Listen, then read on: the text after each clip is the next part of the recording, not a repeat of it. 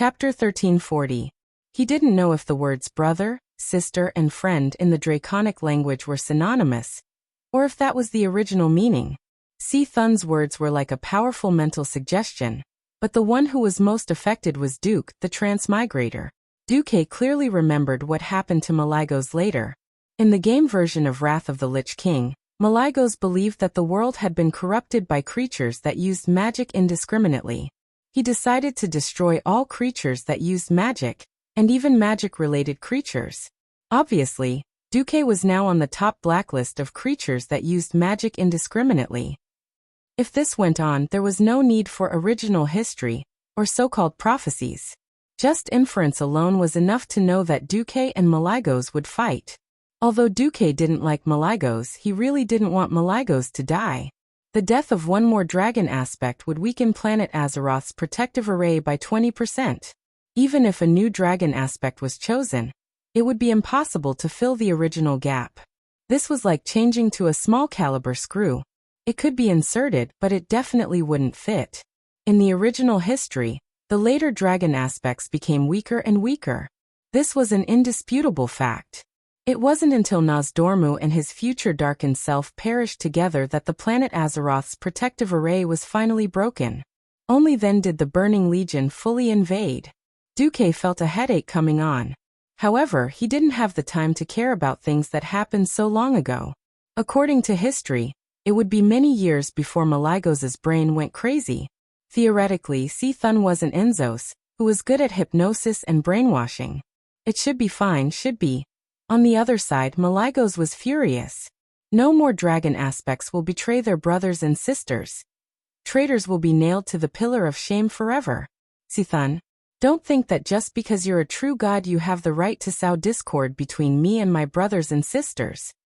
The only thing worthy of you is a deeper destruction. In response to his angry roar, Maligos transformed.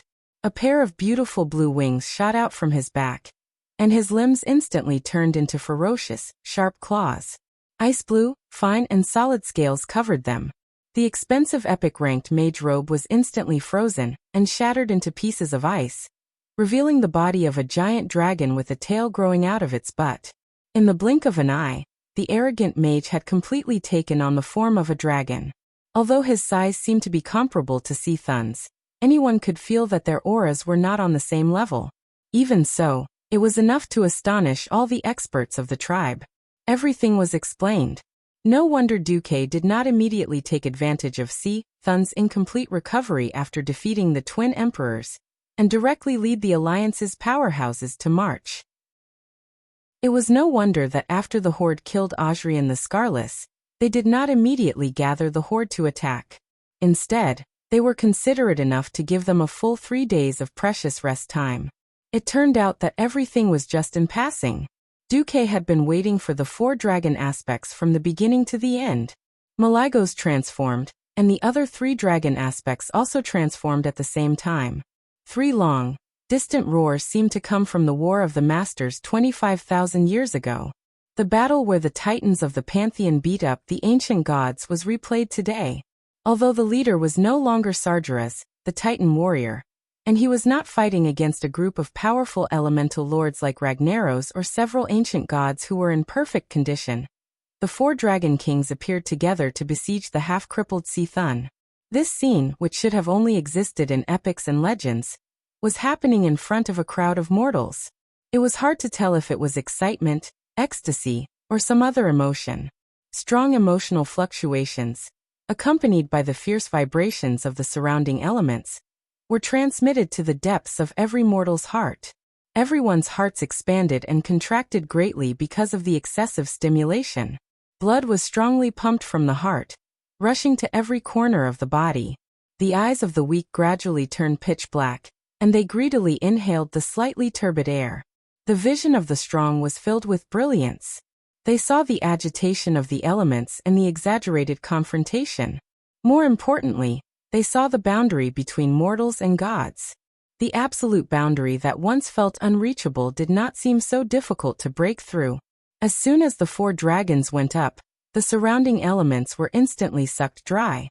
Maligos directly summoned an ice dragon, made of pure frost elements. It pounced over with its fangs and claws bared, and it bit down. The elemental dragon succeeded, but it also failed. Its bloody mouth bit off a large piece of sea Thun's flesh, and only a large gap could be seen in the lower body of the incense burner. But before Maligos could be happy for half a second, the entire elemental dragon was stabbed by a large tentacle that rose from the ground into the sky. The sky was filled with icicles, and even Sea Thun's body was not frozen much. Sea Thun's lower body, which was brown with a little pink, began to squirm disgustingly. In everyone's vision, Sea Thun's entire body had grown larger, except for the large eyeball above. It was proliferating. Roar! Nozdormu used sand to form a dragon's body and fiercely swung Sea Thun's tail.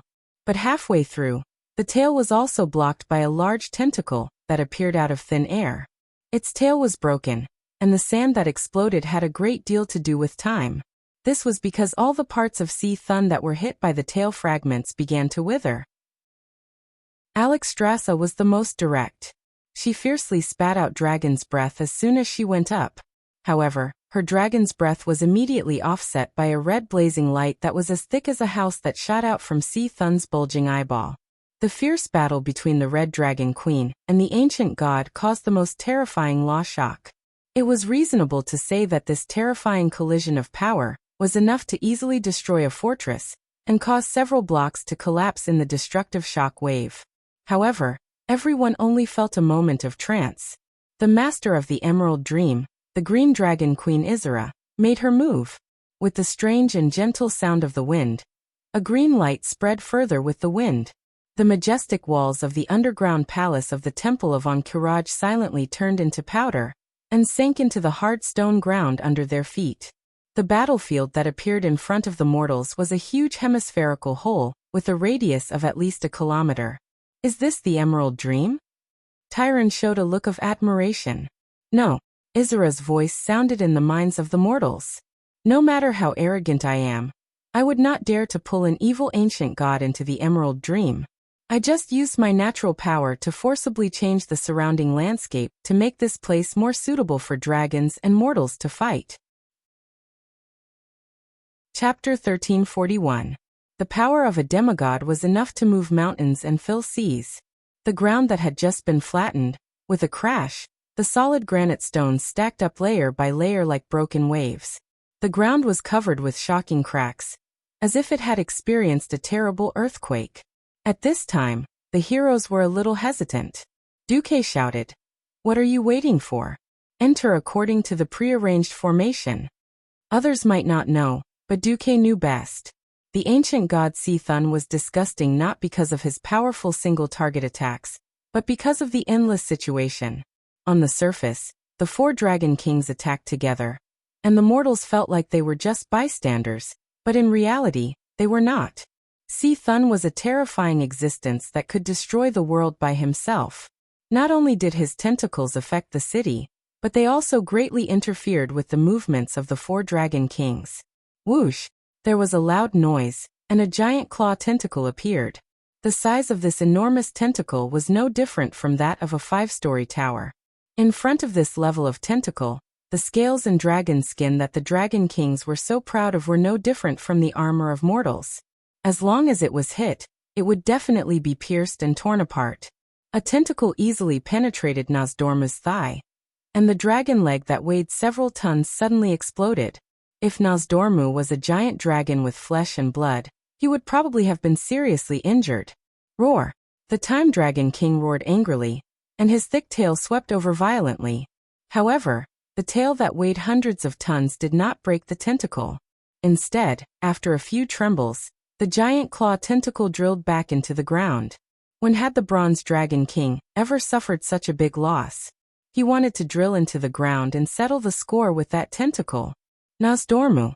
Alexstrasza stopped him. Nozdormu could only resentfully restore his dragon leg. It was true that he was a giant dragon made of sand, but it took time and energy to rebuild his body. It was obvious that the attacks of the four dragon kings had slowed down. The next moment, the tentacle that had just caused trouble came out again. This time, it changed its target to Isra, who had not used close combat. Although Isra had the least offensive moves among the four dragon kings, and did not dare to use the power of dreams to attack Si-Thun. Her existence was the key. Because Si-Thun's attack was mainly a wide-area nature attack, Izura's nature resistance aura could effectively reduce more than 80% of the damage. It wasn't an exaggeration to say that Izura's existence was the key. Just as Izura, who was casting a healing spell, discovered that the giant claw had suddenly popped out from the right side of her dragon abdomen, a large, silver-colored dwarf rushed over and viciously struck the tip of the giant claw with a whirlwind hammer. It could not be said to be a tit-for-tat, as the Shorty King had used the avatar descending to increase his size by at least 5 times, but the Firelord hammer had increased by 10 times. When the god equipment giant hammer, which was constructed from pure fire elements, turned from an elemental form into a solid form, and was then swung around by Magni's inhumanly terrifying strength with a hint of gold within the black hammer before smashing it down viciously, the visual stimulation that was filled with shock left every single mortal speechless. Bang! An earth-shattering explosion was accompanied by a flaming shockwave that splattered in all directions. Even though the size and the scene were completely different, the people present felt as if they were watching a child playing with a hammer to hit a gopher. With one strike of the hammer, a giant claw tentacle that should have been taken down by a dozen people had actually been charred black. Queen Sylvanas merely added an arrow, and the giant tentacle was finished. It was like a leaking balloon, slanted and flattened on the ground. Without giving anyone the time to catch their breath, Si-Thun in this life was obviously more violent. Squeak! There was a strange sound, and everyone felt the ground shake violently. This guy wants to pull us underground. Nozdormu was shocked and angry, and had no choice but to attack angrily. No one knew what exactly happened. They only saw that the ground that was originally starting to collapse seemed to have been rewound, and the cracked areas were perfectly repaired. In any case, another Dragon King was being held back. As Alexstrasza dug out a large piece of Si-Thun's body with a slap, she shouted at Duque, "Help us clean up those troublesome things." In addition to the giant claw tentacles, there were also tentacles with huge eyeballs. These things called the giant eye tentacles were also deadly weapons. If the team was too crowded, the mind whip shot out from the eyeballs would be like a chain of lightning, bouncing and spreading almost infinitely throughout the team. The only way to deal with these things was to use powerful long-range attacks. Ha! The Empress Dowager waved Ashbringer, and the brilliant golden light turned into a crescent moon. It swept across the battlefield and cut the eyeball tentacle in half at the root. This was not the end. The hideous eyeballs were still twitching violently on the ground, randomly pouring out deadly rays in all directions. Humph! The masters snorted in all directions at the same time. Queen Sylvanas' arrow, Gianna's ice, Sun King's fire, Woking's spear. The 4 attacks almost hit the giant eye tentacle at the same time, blowing it up in one breath. At the same time, Duque's performance was a little quiet. He did not look like a demigod at all. In the eyes of others, his performance was similar to that of other mortals. At most, he would play backstab, suddenly flash behind a giant eye tentacle, and give it a hard blow with the spiral sword. Similarly, Onyxia, who had transformed into Countess Katrana, also behaved like a peak radiant moon archmage, extremely low-key. What was Duque doing? Only the dragons knew. In the void, the Burning Legion suddenly received a secret report. Your source said that the 4 big lizards actually abandoned the void battlefield and ran to deal with the rioting ancient god Si-Thun. The Void Lord Ambassador Helmer, who used to be a dreadguard, muttered. Auras walked out of the shadows and said, "There is an 80% chance that the information is accurate. The Sleeping Dragon Temple has a close relationship with the leader of the Alliance, Duke Marcus. If it wasn't for us dragging the Sleeping Dragon Temple's power in the void, those big lizards would have already arrived at the Silithus battlefield." Queen Saloras said, "This is an opportunity. If we can break through the Sleeping Dragon Temple's defense line, it will definitely be a great achievement." Ambassador Helmer's face turned cold. "It's me, not we." He did not give the twins a good look. Ever since the twins made a mistake 10,000 years ago, their status was not as good as before. Now, in the eyes of other lords, they were just running errands and playing tricks. They could not represent Commander Kil'jaeden. "Yes, it's you, the great Ambassador Helmer." The twins tactfully lowered their heads. Chapter 1342. Ambassador Helmer looked up slowly. I did not receive Lord Kil'jaeden's order to attack, so it's up to me whether or not to believe the so-called accurate intelligence. Yes, that's right. The Gemini lowered her head even more. Their plan was indeed very well thought out.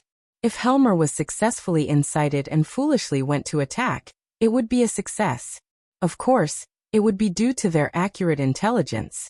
If they failed, it would be Helmer who sent out the troops without permission.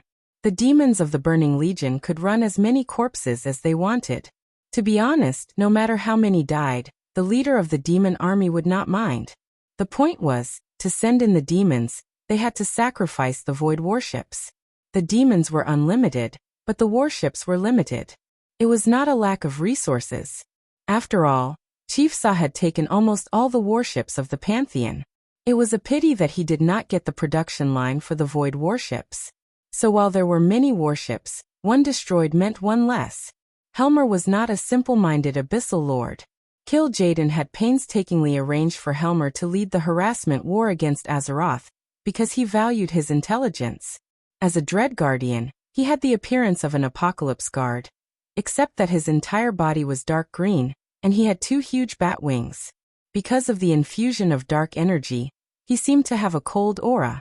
He suddenly threw out a poisonous bait. Since you believe in this intelligence, then you can borrow some void warships from me. And the demon army can also take some. In exchange, you must give me sufficient collateral. The Eridar Gemini was first overjoyed, then shocked. Telepathically connected, they looked at each other and quickly made a decision. Go for it. They had lost Kil'jaeden's trust for a long time. In the Burning Legion where power struggles were so severe, it was already a miracle that they could survive until now. Countless male lords wanted to take them back as playthings or slaves, and countless female demons wanted to step on their corpses to rise, such as Mother Sharas of the Sylvanas. They had absolutely accurate intelligence that confirmed that the 4 Dragon Kings were now fighting Si Thun in the depths of the Ahn'Qiraj Temple. So they decisively bet a large number of soul stones. Those were high-quality souls they had collected from different planets and worlds over the past 10,000 years. While they did not bet everything, it was definitely 70 to 80% of their savings. They had no choice but to bet. In terms of strength, they were far superior to Helmer, but they did not have the power. This was the difference. Looking at the Eridar Gemini's collateral, Ambassador Helmer smiled. With so much, even if Kil'jaeden were to question him, he would be able to answer to him. You can take away 2 void battleships, 10 void cruisers, 30 destroyers, and the corresponding demon army. The time limit is 10 Azeroth days. If the damage exceeds 50%, the authorization will be automatically revoked. Just as she was about to speak, she was stopped by Queen Salola's. That's right. The collateral they provided was more than enough to borrow twice their strength. But the military power was in Helmer's hands.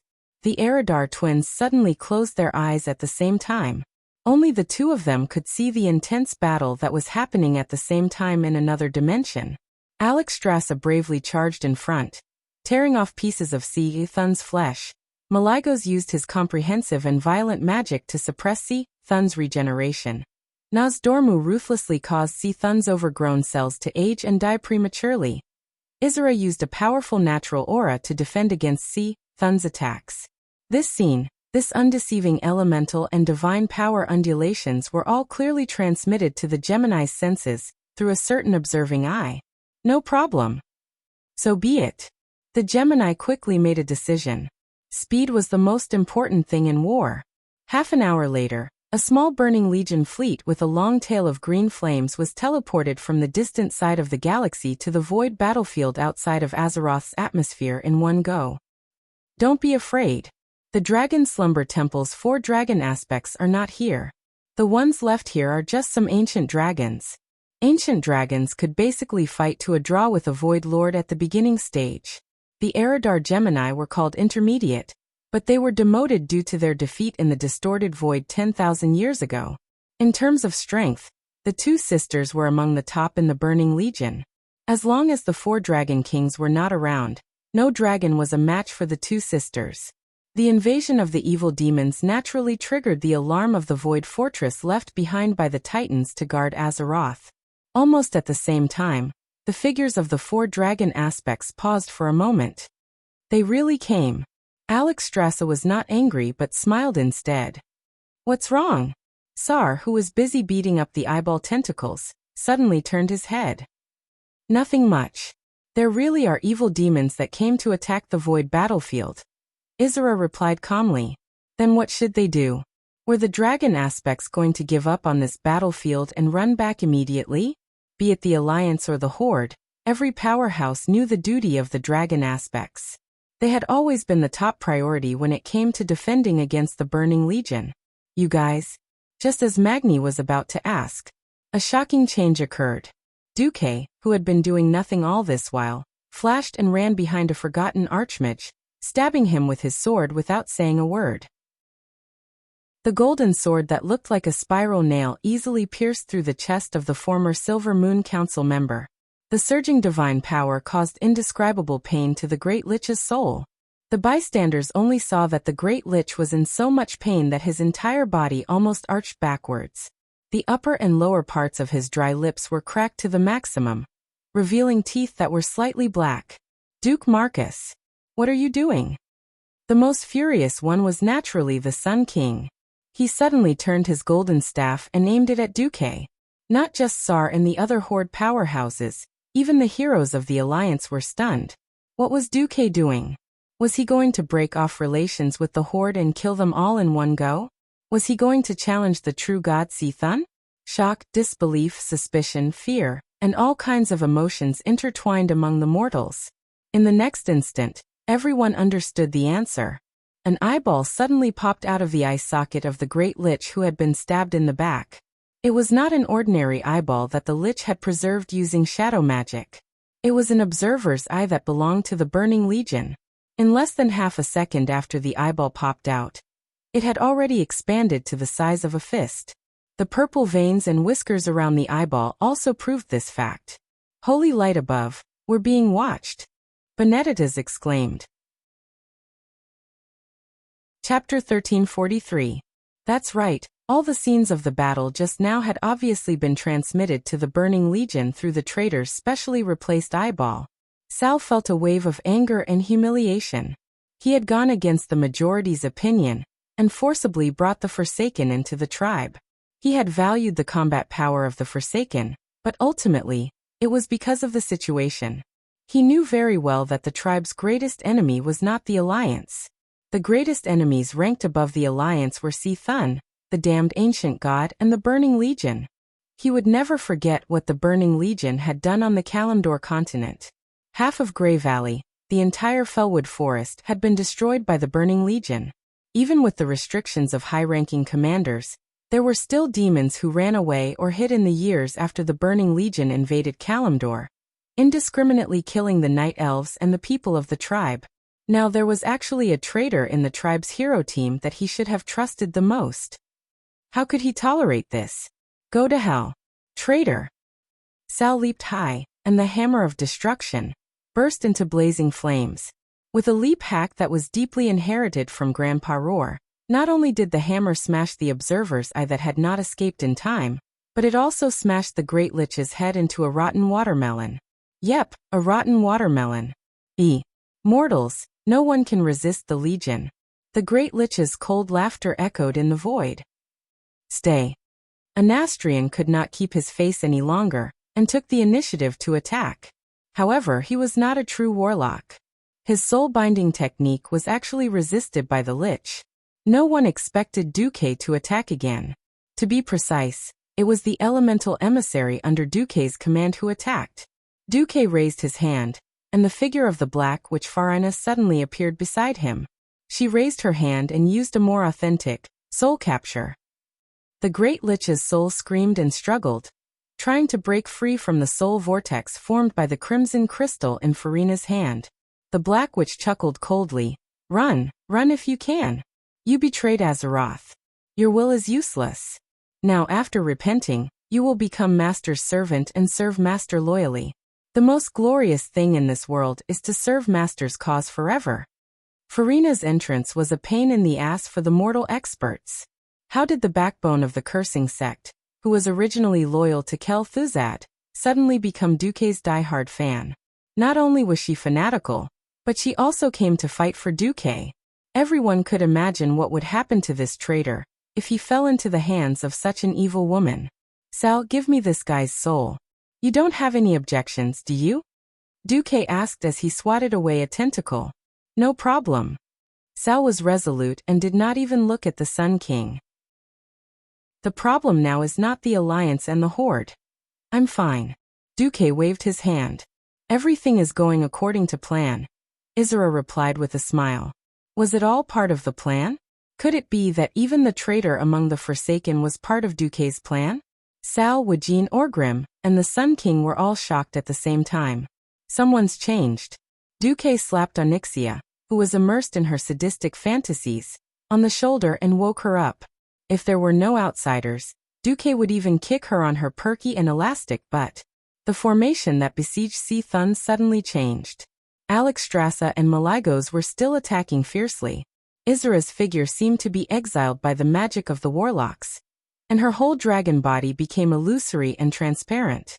However, everyone could still clearly feel her natural resistance halo, which was counteracting C-Thun's natural attribute attack. The most exaggerated one was Nozdormu, whose huge sand dragon body became slow. Although it was only a little bit, everyone could feel that this guy was already a good-for-nothing. How dare you be distracted while fighting me? Are you looking down on me? C-Thun let out an angry roar. No. We didn't look down on you. With Duque's voice, Onyxia quickly became bigger. As the Black Dragon Princess, there was an absolute gap in strength between her and the 4 dragon aspects. As the closest in strength to the dragon aspects, she was qualified to succeed as the Earth Guardian. Even if she couldn't do as well as Nozdormu, it was not a problem for her to defend more and attack less. No matter how strong C-Thun was, it was impossible for him to completely ignore the attack of a genuine demigod creature. Damn it! The whole cave echoed with C-Thun's roar. In the void battlefield, the Eridar twins' faces turned green, because just when they ordered the void battleship to release the demonic troops and spread out the formation, they suddenly felt a strong magic fluctuation. The magic turbulence that was surging enough to interfere with space was dominating the entire airspace. In the countless battles between the Burning Legion and the Dragon Race, the demons knew that there were only 2 existences in the entire dragon race who could do this. One was the dimensional dragon king Nozdormu. The other was in the Void Fortress. A dazzling icy blue light shone. The light was so bright that it was comparable to the light of the sun in an instant. A beautiful and gigantic dragon was standing at the entrance of the fortress, displaying its terrifying and oppressive figure. I'm Malygos. I am the incarnation of magic. The arrogant voice was transmitted to the void battleship 10,000 meters away through the violent elemental fluctuation.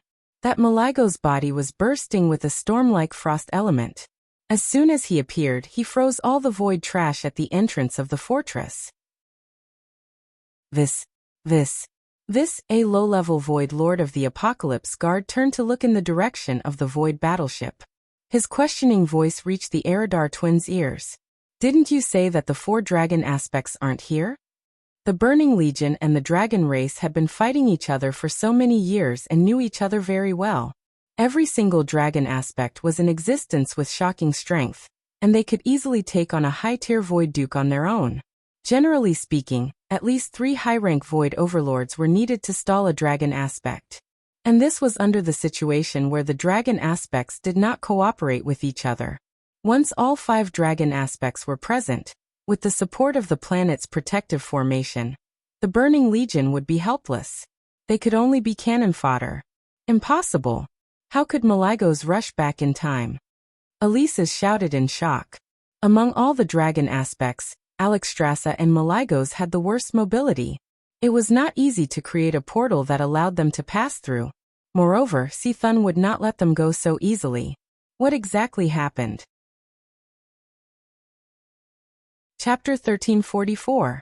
There was no time to waste on Gemini's Burning Legion. In the Void Fortress, more dragons came out.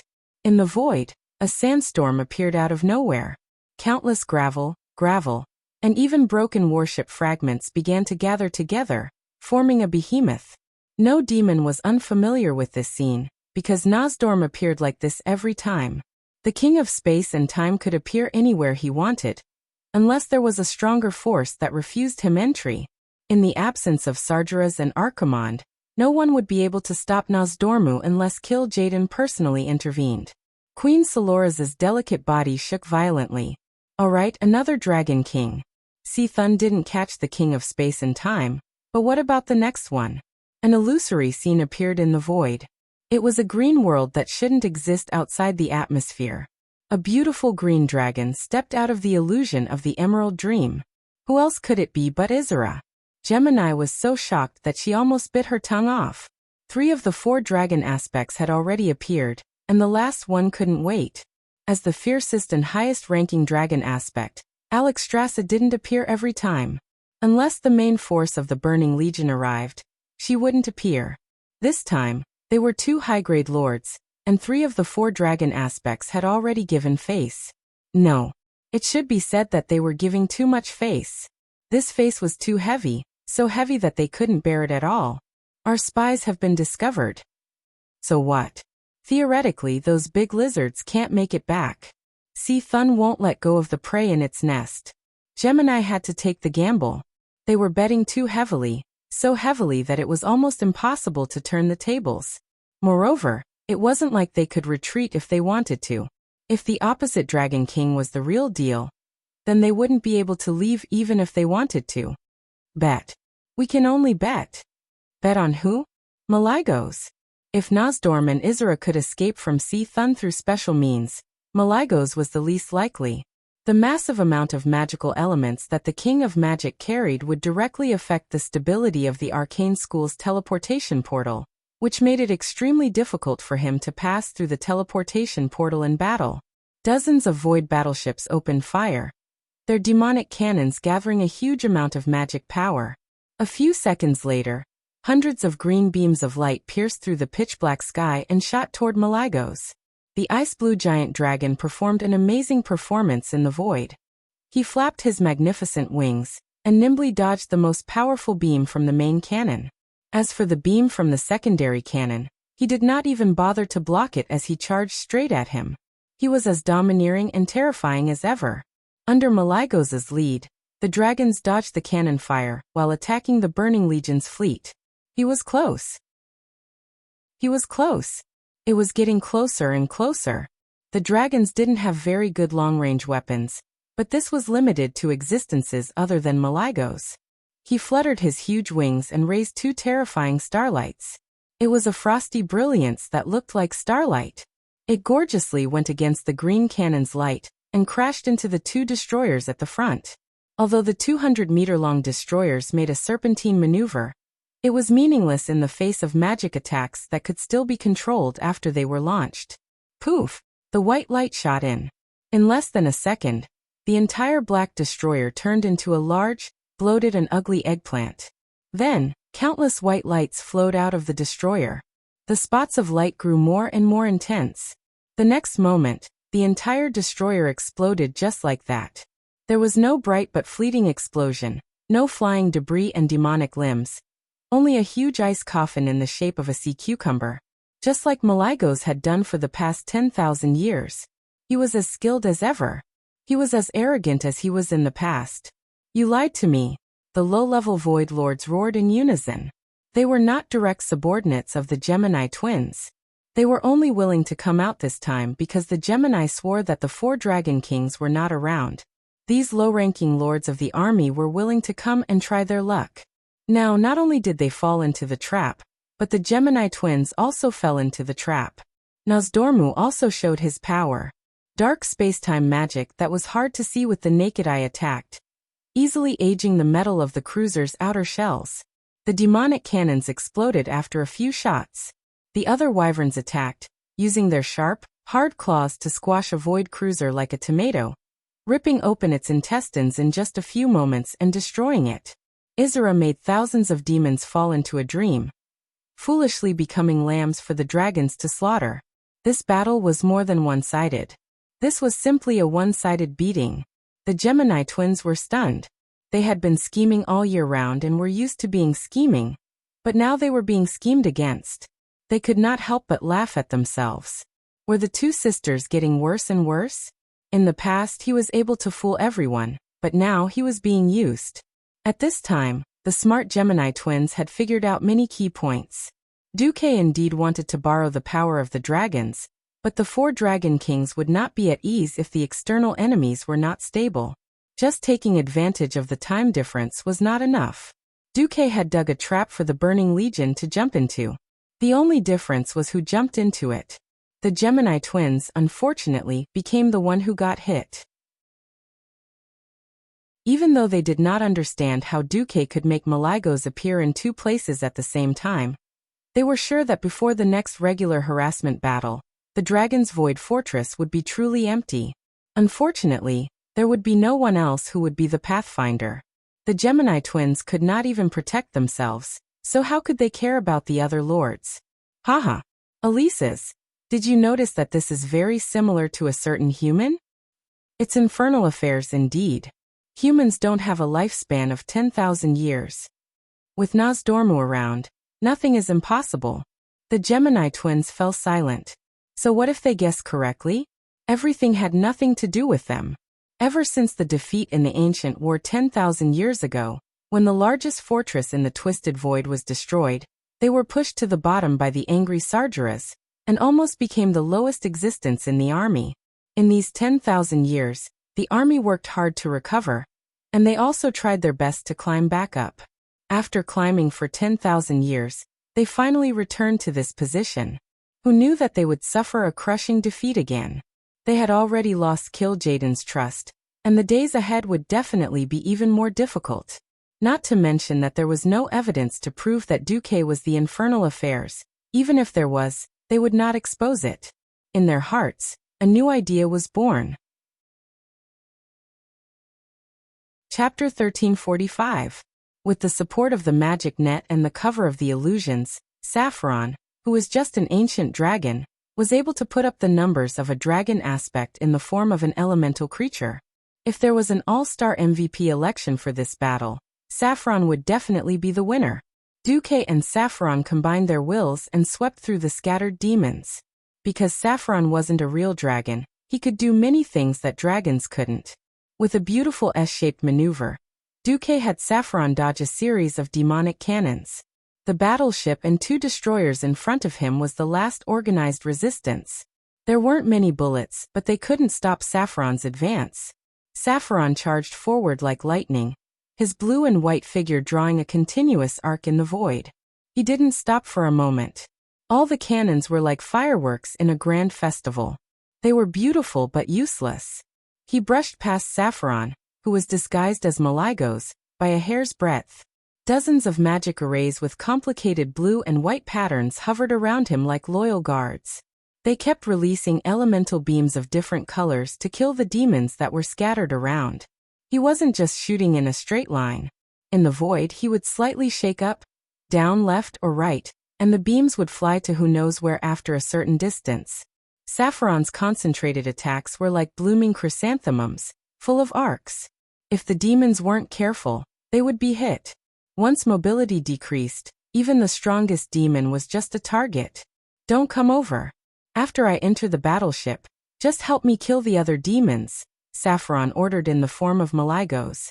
There weren't many blue dragons in the void battlefield, but when their boss wasn't here and there were no new orders, the other 3 dragons would choose to follow the orders of a higher level dragon. Everyone was just surprised that Malygos was so fierce today. First of all, the accuracy of his long-range magic had greatly increased. Then, why was he interested in these battleships that had destroyed who knew how many? As a creation of the Titans, the Burning Legion's battleship had the same structure as the one that a certain someone had boarded 10,000 years ago. If Saffron was a real dragon, it would not be easy for it to enter a warship that was more than 3,000 meters long.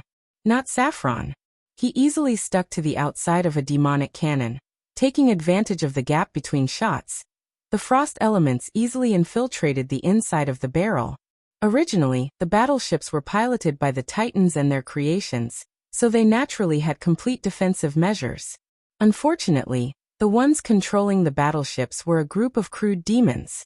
It wasn't an easy task to find someone who was willing to be a cannoneer among the irascible demons who advocated close combat, but didn't have a high status. Those who could barely aim and fire their cannons were already qualified demon cannoneers. Of course, the little demon cannoneers couldn't understand what reverse charge was. When they reacted, a guy who looked exactly like Maligos in human form was already standing next to the cannon. His body was a humanoid made of frost elements, and the controller was Duque. With just a cold snort, the end of these imps had arrived. The intense collision between magic and the evil life form had caused the smell of blood to overpower the air purification ability of the warship's ventilation system.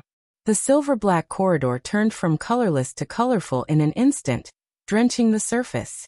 A faint ice shield covered Maligos from all directions without any blind spots. At the same time, a large amount of frost elements that looked like mercury surged and accompanied him. It was as if he was walking on the metal corridor of the battleship. The scene was as weird as it could get. 3 blurry dragonians slowly rose from the wave of frost. These two fellows, who looked like dragon men but were actually elemental creatures, guarded Maligos from both sides and behind with double-headed machetes in their hands. Therefore, if any attacker wanted to attack him directly, they could only attack from the front. A few icicles shot out, easily dispersing the shadow arrows fired by a few Eridar warlocks.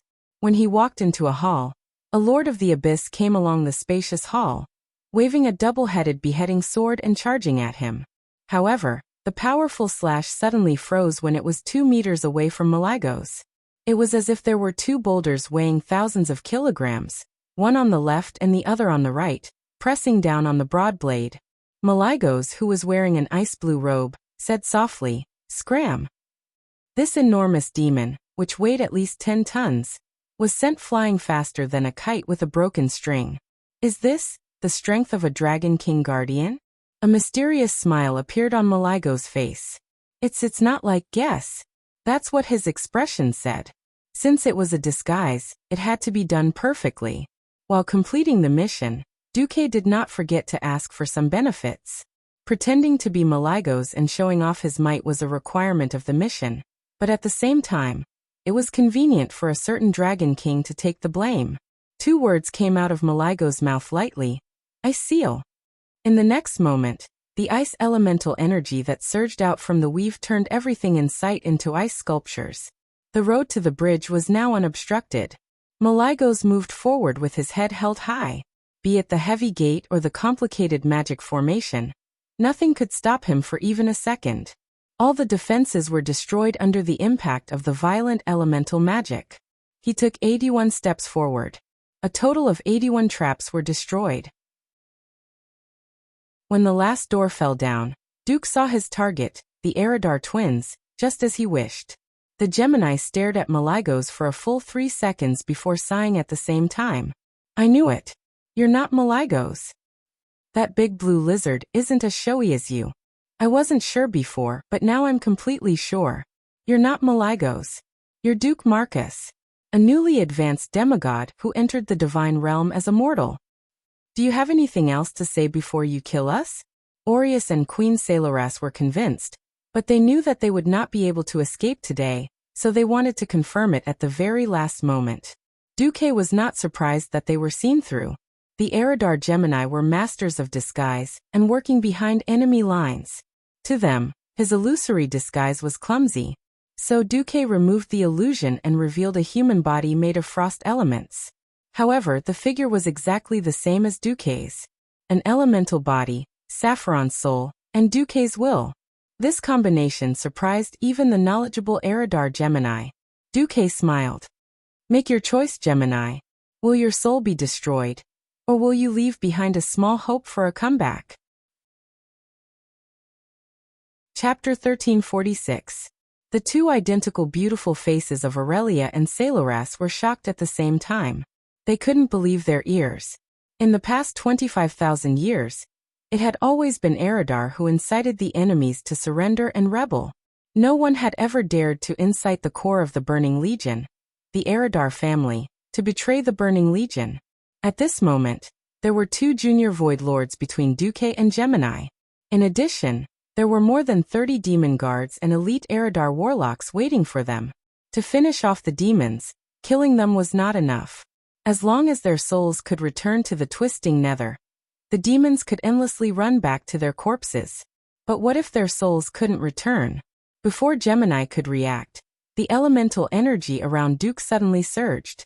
The high-purity ice elemental energy that was originally surrounding his body suddenly shot forward, and a silver spiral of frost shot out like lightning.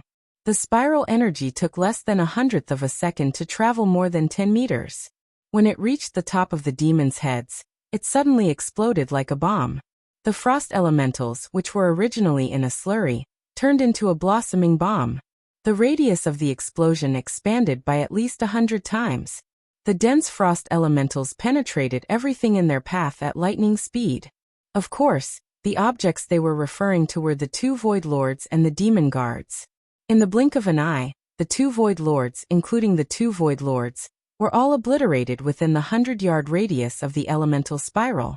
But this was only the beginning. When the frost element seemed to have expanded to its maximum range, it suddenly continued to shrink inwards until it shrunk into 9 fine spiral cones. Then it continued to explode outwards at an even greater speed, piercing through even more demon guards. Then they shrank and expanded again. This happened 3 times in a row. The maximum range of the frost elementals had expanded to almost the entire bridge. When the last spiral of frost elementals covered the entire bridge except for Gemini, they did not continue to spread. Instead, they gathered back and condensed into silver bullets that shot towards the demons that had yet to fall to the ground. After penetrating the ice elementals of the demons, and unleashing every last bit of the spiral energy, the ice elementals finally exploded and fell back to the undulating elemental wave beneath Duque's feet. The silver-white frost reflected the lights on the bridge, making Gemini's face increasingly gloomy. All of this took a long time to describe, but in fact, from the time Duque released the frost elemental spell to the time he cleared the area, only 3 breaths had passed. A large number of demon elites, including 2 low-grade demon lords, had disappeared without a trace. The difference in strength was very obvious. Being hung up and beaten was never the scariest thing. The worst that could happen was death. Every demon firmly believed so. What was terrifying was another scene that happened in a domain that mortals couldn't reach. In his spirit vision, the souls of the devils whose bodies had been destroyed and whose souls were about to slip back into the distorted void were suddenly intercepted. A huge illusory human palm appeared out of thin air and blocked the soul gate that had opened in the distorted void. The palm had a strange suction force, emitting gravitational waves like a black hole, and captured the souls of dozens of demons, including the souls of the 2 Void Dukes. Such a skillful technique of capturing souls. This was the domain of the Eridar warlocks. However, Duque's next move was to summon a dazzling golden flame. The flame with a holy aura roasted these twisted evil souls. Except for the 2 Void Dukes, all the souls of the devils had completely disappeared from this universe. There was no resurrection. Even the devil leader in charge of the distorted void did not know why some of the devils should have died, but their remnant souls did not return to the distorted void. In the boundless universe, losing a few dozen demon souls was nothing at all. In fact, with the size of the Burning Legion, Kil'jaeden wouldn't even frown if a few high-grade demon lord souls were missing, as long as it wasn't a core mission, let alone dozens of low-grade souls. However, the Gemini were very familiar with the technique and hand gestures that Duque had used to capture the souls. It was very simple. They were the ones who had personally taught this to Duque. This scene gave the Eridar Gemini the impression that the world was collapsing. You are Infernal Affairs? The special name, Infernal Affairs, had too many special meanings in the Burning Legion. After the Burning Legion had wreaked havoc in the universe for 15,000 years, he was the only one who had caused irreparable damage to the Legion. One had devoted himself to the Legion, but he had ignored the Legion's sole counterattack. At the crucial moment, He had turned against the Legion and foiled Sargera's plan to descend into the world of Azeroth. He had even blown up the Legion's largest void fortress. If the name Infernal Affairs was combined with the name Duke Marcus, the Gemini were shocked to find that the legend of this name was still continuing. In Karazhan he had stabbed Medivh, who had been possessed by Sargeras, to death, and kicked the Burning Legion's leader, the King of Demons, into the bottomless abyss. In the Battle of Mount Hyjal he had also stabbed Archimonde, one of the 2 commanders of the Legion, in the chest with a magnificent backstab. They had thought that another person who could be called the enemy of the Legion had appeared in the world of Azeroth. Who knew that these 2 people were actually the same person?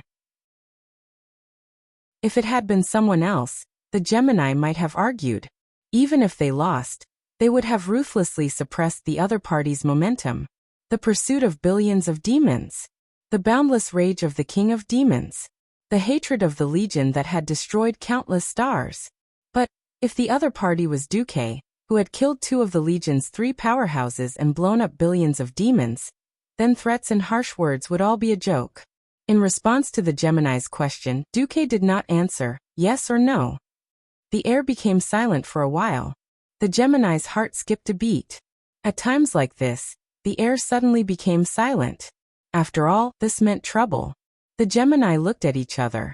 Queen Saloras said, Sir Marcus, what do you want to obtain?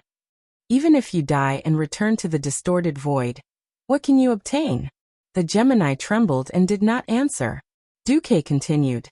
Is it Kil'jaeden's final disappointment? Or the right to be the vanguard in the next battle? Oh, maybe it will even make history for Eridar's female demons. The Gemini trembled even more violently. Duque did not show them his bargaining chips, but pointed out that they did not exist. This was even more unbearable for them. For Eridar, who was famous for conspiracies and dark magic, this was the greatest humiliation and failure. As for what the Gemini thought about this, haha, the Burning Legion never cared about the thoughts of the losers. Chapter 1347. In the original history, the Eridar twins were like fish in water until the warlocks captured them when they were rebuilding the Black Sickle Council. They were enslaved by whipping them and using demonic spells. That was how they were forced to become enemies of the army.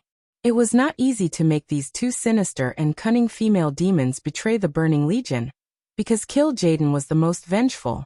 Didn't you see how Kil'jaeden, commonly known as the Egg, chased after the Lich King for dozens of years? They were unwilling to betray because the price was too high. How to lower the price of the Gemini's betrayal was a skill. The staunch supporters of the royal path would choose to strengthen themselves. Duque, who had a high and low moral integrity, was already giving them face by not taking the evil path. Why would he talk about morality with the demonesses? He directly pointed out their weakness. Their repeated failures had made Kil'jaeden lose patience with them. They could either become cannon fodder or rely on Duque. There was no third option. Although the Gemini's current predicament was all because of Duque, Duque threw out the bait to force the Eridar Gemini to betray them. Not because he wanted to save the demonesses, but because he wanted to destroy the Burning Legion more efficiently. Of course, the ones who understood their own people the most were their own people. After being a Void Duke, Duque had a deeper understanding of the power struggle among the demons. Similarly, Duque, who was familiar with the original history, had a more accurate grasp of the Gemini's personality. Don't worry, I won't ask you to be a meat shield or a vanguard. Duque's words struck a chord in the Gemini's heart. In history, the Black Sickle Council, which was made up of warlocks, was extremely weak. One Abyssal Lord had destroyed almost the entire Black Sickle Council. The shaman then discussed life with the 4 elemental lords and formed a Pan-Azeroth formation to fight against the Burning Legion. The Black Sickle Council did not have much to offer.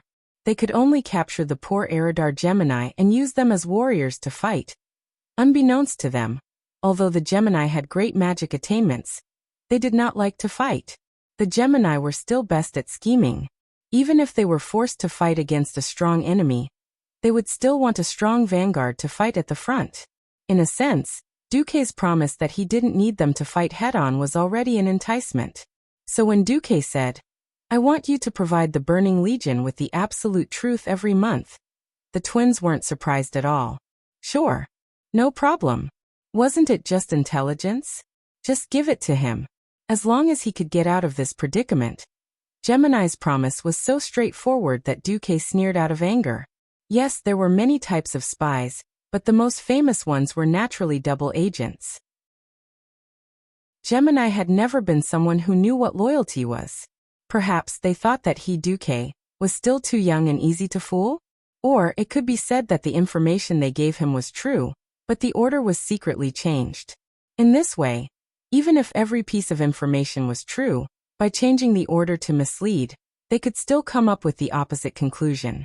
If Duque wasn't an experienced transmigrator, he had watched spy movies, he would have been fooled in minutes. If this still couldn't be confirmed, Duque had been using the system Elf's lie detector to give an unqualified evaluation, which further confirmed Duque's thoughts. Duque's face darkened. It seems that you don't know me well enough and think that I'm a master who is easy to fool. Since I've chosen you as my targets, you have no room to resist. I hope that in the coming days, you can remember this. The twins were obviously shocked that their thoughts were seen through. Because conspiracies had nothing to do with power, it was purely the experience of wisdom and experience. They couldn't understand why a human who was only a few decades old would suddenly think that they had a trick up their sleeves. However, if Duque wanted to make a move, they wouldn't just sit and wait. Auras used the violent flame scorch to set off a sea of fire toward Duque. Sololas used the dark and obscure shadow blade to sneak behind Duque and attack him. The twins' tacit cooperation was really amazing. Although there were all kinds of attacks from Gemini in all directions, Duque actually didn't need to do anything. He just needed to follow his heart and point out the general direction to deal with them. And the elemental emissaries would naturally do the work for him. In front of him, the fire demon manager Majoris suddenly appeared, and used an exquisite and magical unknown fire magic to surround the front half of Duque's body in a hemispherical shape. Not a single bit of the female demon's flames could splash into the defense constructed by Majoris.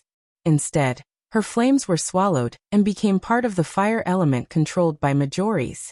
Behind him, the Black Witch Farina, who suddenly appeared in front of Duque's back, didn't move her feet, and her whole body turned into a dark human figure. As soon as the shadow energy from all directions got close, the magic-constructed shape collapsed, and like moths flying into a flame, they were sucked into the beautiful and coquettish figure. Shock immediately froze on Gemini's face. They had imagined that there would be a gap between them and a demigod, but they didn't expect the gap to be so huge. In the elemental domain, they were the ones who were completely beaten up. Unless they could find a form of power that was completely different from Duque's, they had no chance of winning. Duque sneered and raised his left hand. Don't think that only Kill Jaden can control the soul, and make anyone whose soul is captured suffer a fate worse than death. I know this trick too. Unlike the ever-changing and more basic elemental magic, shadow magic could be said to be Duque's cruelest trick. Since the opponent was a demon, Duque had no scruples. He sublimated the tricks from the Burning Legion, and used them on Gemini. Dark energy was terrifying. The essence of dark energy was to burn the life and soul of a creature, and turn it into energy. The Soul Shatter, which was derived from negative and crazy soul magic, inherited the cruel characteristics of the warlock magic. As long as more fire element was used as the basic fuel, it could ignite all the souls in the world. Almost instantly, Gemini's whole body was suddenly ignited. It was as if there was a black hole in her body, endlessly sucking in their souls to continue the burning of the flame.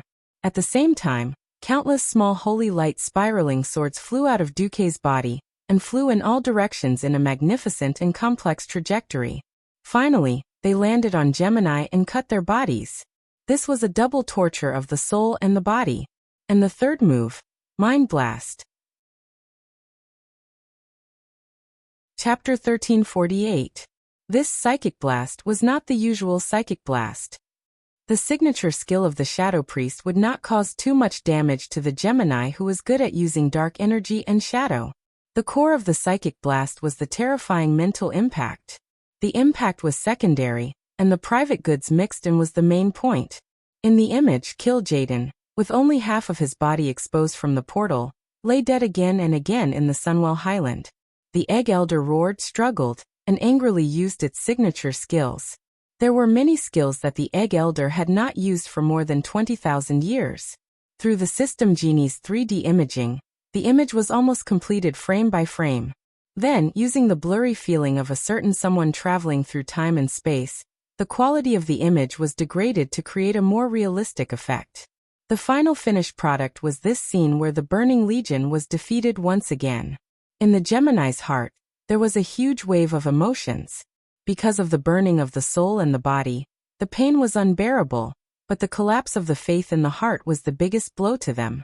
As the intelligence experts of the Burning Legion, even if they were no longer in an important position, they still vaguely understood the possible next step of the Legion. After the Alliance guarded the Dark Portal, the Legion changed their target and no longer focused on attacking the Dark Portal, which had the weakest defense in Azeroth. Instead, they tried to find a way to weaken the planet's defense, and on the other hand, inspired by the ancient war 10,000 years ago, they looked for a high-intensity source of magic similar to the Well of Eternity to support a more powerful portal. Archimonde had come to Azeroth through the portal twice. Although it ended in failure, this approach had been proven to work many times. The Sunwell, which had part of the magic of the Well of Eternity, was obviously the next target of the Legion. Now that Duque had announced to them the fate of Jaden being killed in the Sunwell Highland, how could the Gemini not be shocked? In this way, was this man who had become a demigod not destined to destroy the three heads of the Burning Legion? If even Jaden was defeated, and if Duque came up with some strange idea and blew up the Twisted Void, then the Burning Legion would really be finished. If the Burning Legion had to choose the most likely nemesis, Duke Marcus was definitely worthy of it. Alright, now that I've displayed my wisdom and muscles, and even brought out the lethal weapon known as Fate, it's time to make a decision. Gemini suddenly discovered that the pain in her body instantly disappeared without a trace. Their limbs were all scorched black, and they lay heavily on the ground, their bodies drenched in sweat. Ignoring the weakness of their bodies, they struggled to support their arms with their elbows against the floor of the bridge, so that they could look up at the demigod, an existence even more terrifying than a true god. Although Azeroth and the other true gods were strong, weren't they still beaten by Sargeras back then? There had never been anyone like Duque who could foresee the enemy. If he could foresee everything, in theory, all conspiracies would be ineffective against him. If they were still the capable subordinates of Jaden more than 10,000 years ago, they might be interested in challenging their ultimate enemy, Duque, to see if he had really expected everything. Unfortunately, things were different now, and they no longer had the confidence to do so. Gemini looked at each other and said at the same time, "You'll get the information you want." Very good. Duque raised his chin slightly and looked down at the Eridar Gemini at his feet. Send the information to the Karazhan. Use any method to send it to a certain heroic spirit. After saying that, Duque began to approach the control area of the bridge, and tried to put his hand on the control panel. It's useless. Queen Saloras smiled bitterly. Do you think that after you sneaked into the Twisted Void and did so many things, the Burning Legion really didn't have any countermeasures? Duque raised his eyebrows. Elisa's continued. All battleships are installed with at least one set of countermeasures. Once the system determines that the intruder's strength is far greater than the demon on the ship, it will start the self-destruct sequence. In fact, before you attacked the bridge, the self-destruct system had already been activated, and all the important data had been destroyed. Duque was like a dog. It wasn't easy for him to come to the void, and the Dragon Slumber Temple had even allowed him to enter the magic net. He had come to cause trouble in the name of official business, but he was actually intercepted? Why hasn't it self-destructed yet? Sargeras ordered the creation of this system to cause more damage to the enemy, and we haven't completely lost the ability to fight.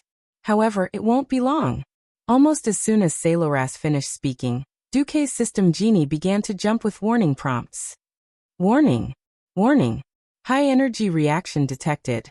The possibility of the Void battleship self-destructing is 99%. Duque's face darkened, and he snorted.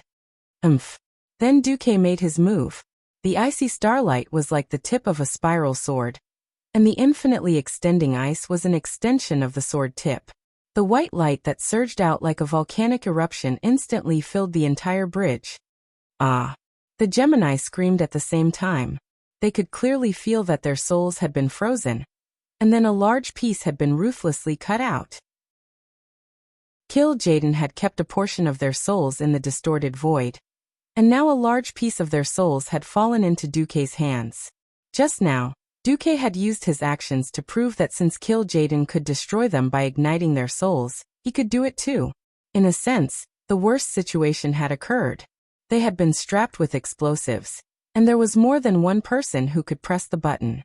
From this moment onwards, they were really walking on a tightrope between a mountain of knives and a sea of fire. If they were not careful, they would be consigned to eternal damnation.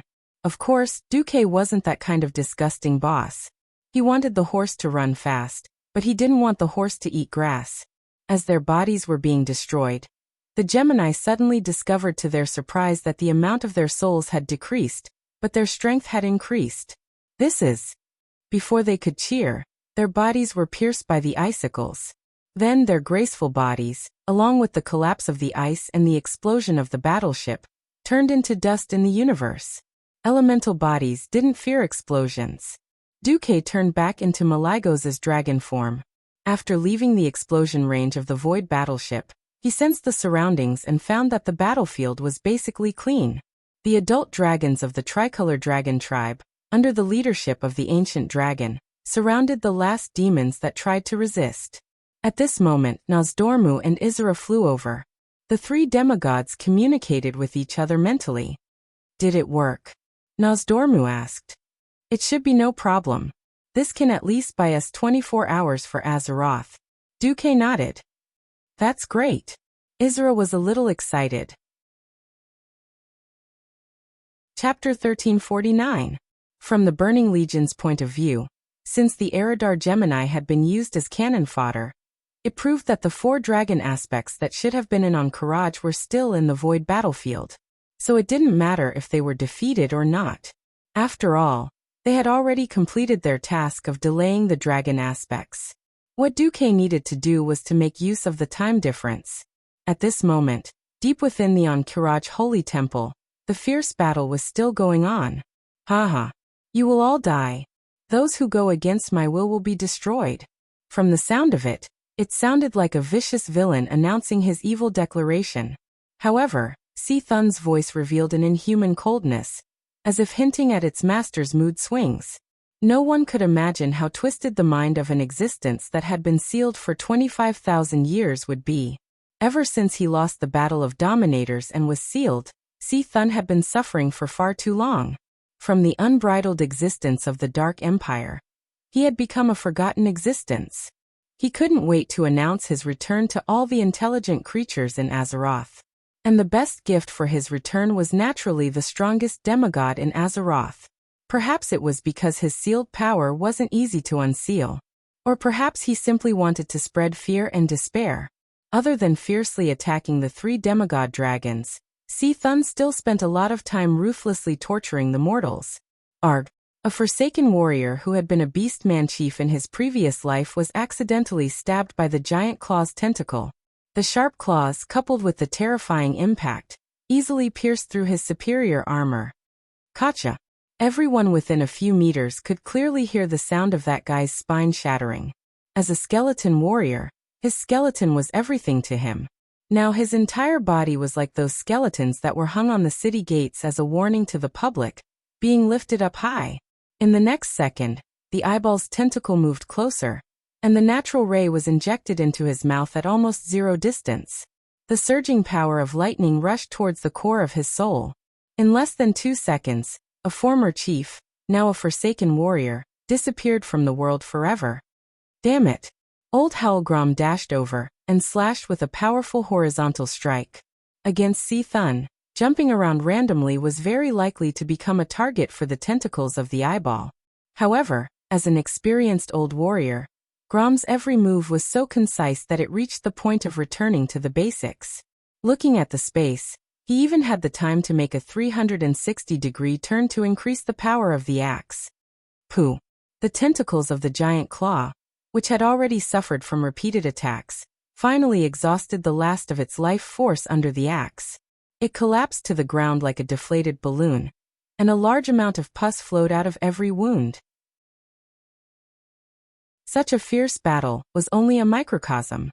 The focus of the true battle was still the 3 dragons and 1 ancient god.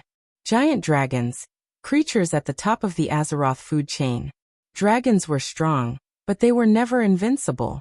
When encountering creatures that were similar in size to them and were not afraid of dragon breath, the dragon's long and slender limbs became their weakness. In this hemispherical underground space with a radius of 1,000 meters, it seemed extremely vast, but for the dragons, it was still narrow and lacked space to maneuver. When Nozdormu and Isra left, Duque immersed his mind in the magic net to control his clone in the void battlefield. The battle situation became worse. Even though Thun's strength had not fully recovered, as a powerful tentacle monster ancient god, group battles were his forte. On the other side, Alexstrasza and Malygos clearly did not cooperate with Onyxia. At first, the 3 dragons simply divided the battlefield into 3 equal parts, each occupying 120 degrees. They soon realized that this did not work. The experienced Thun had long since hated attacking the Red Dragon Queen. As a life-giver, she had almost unlimited recovery ability. Onyxia, on the other hand, was different.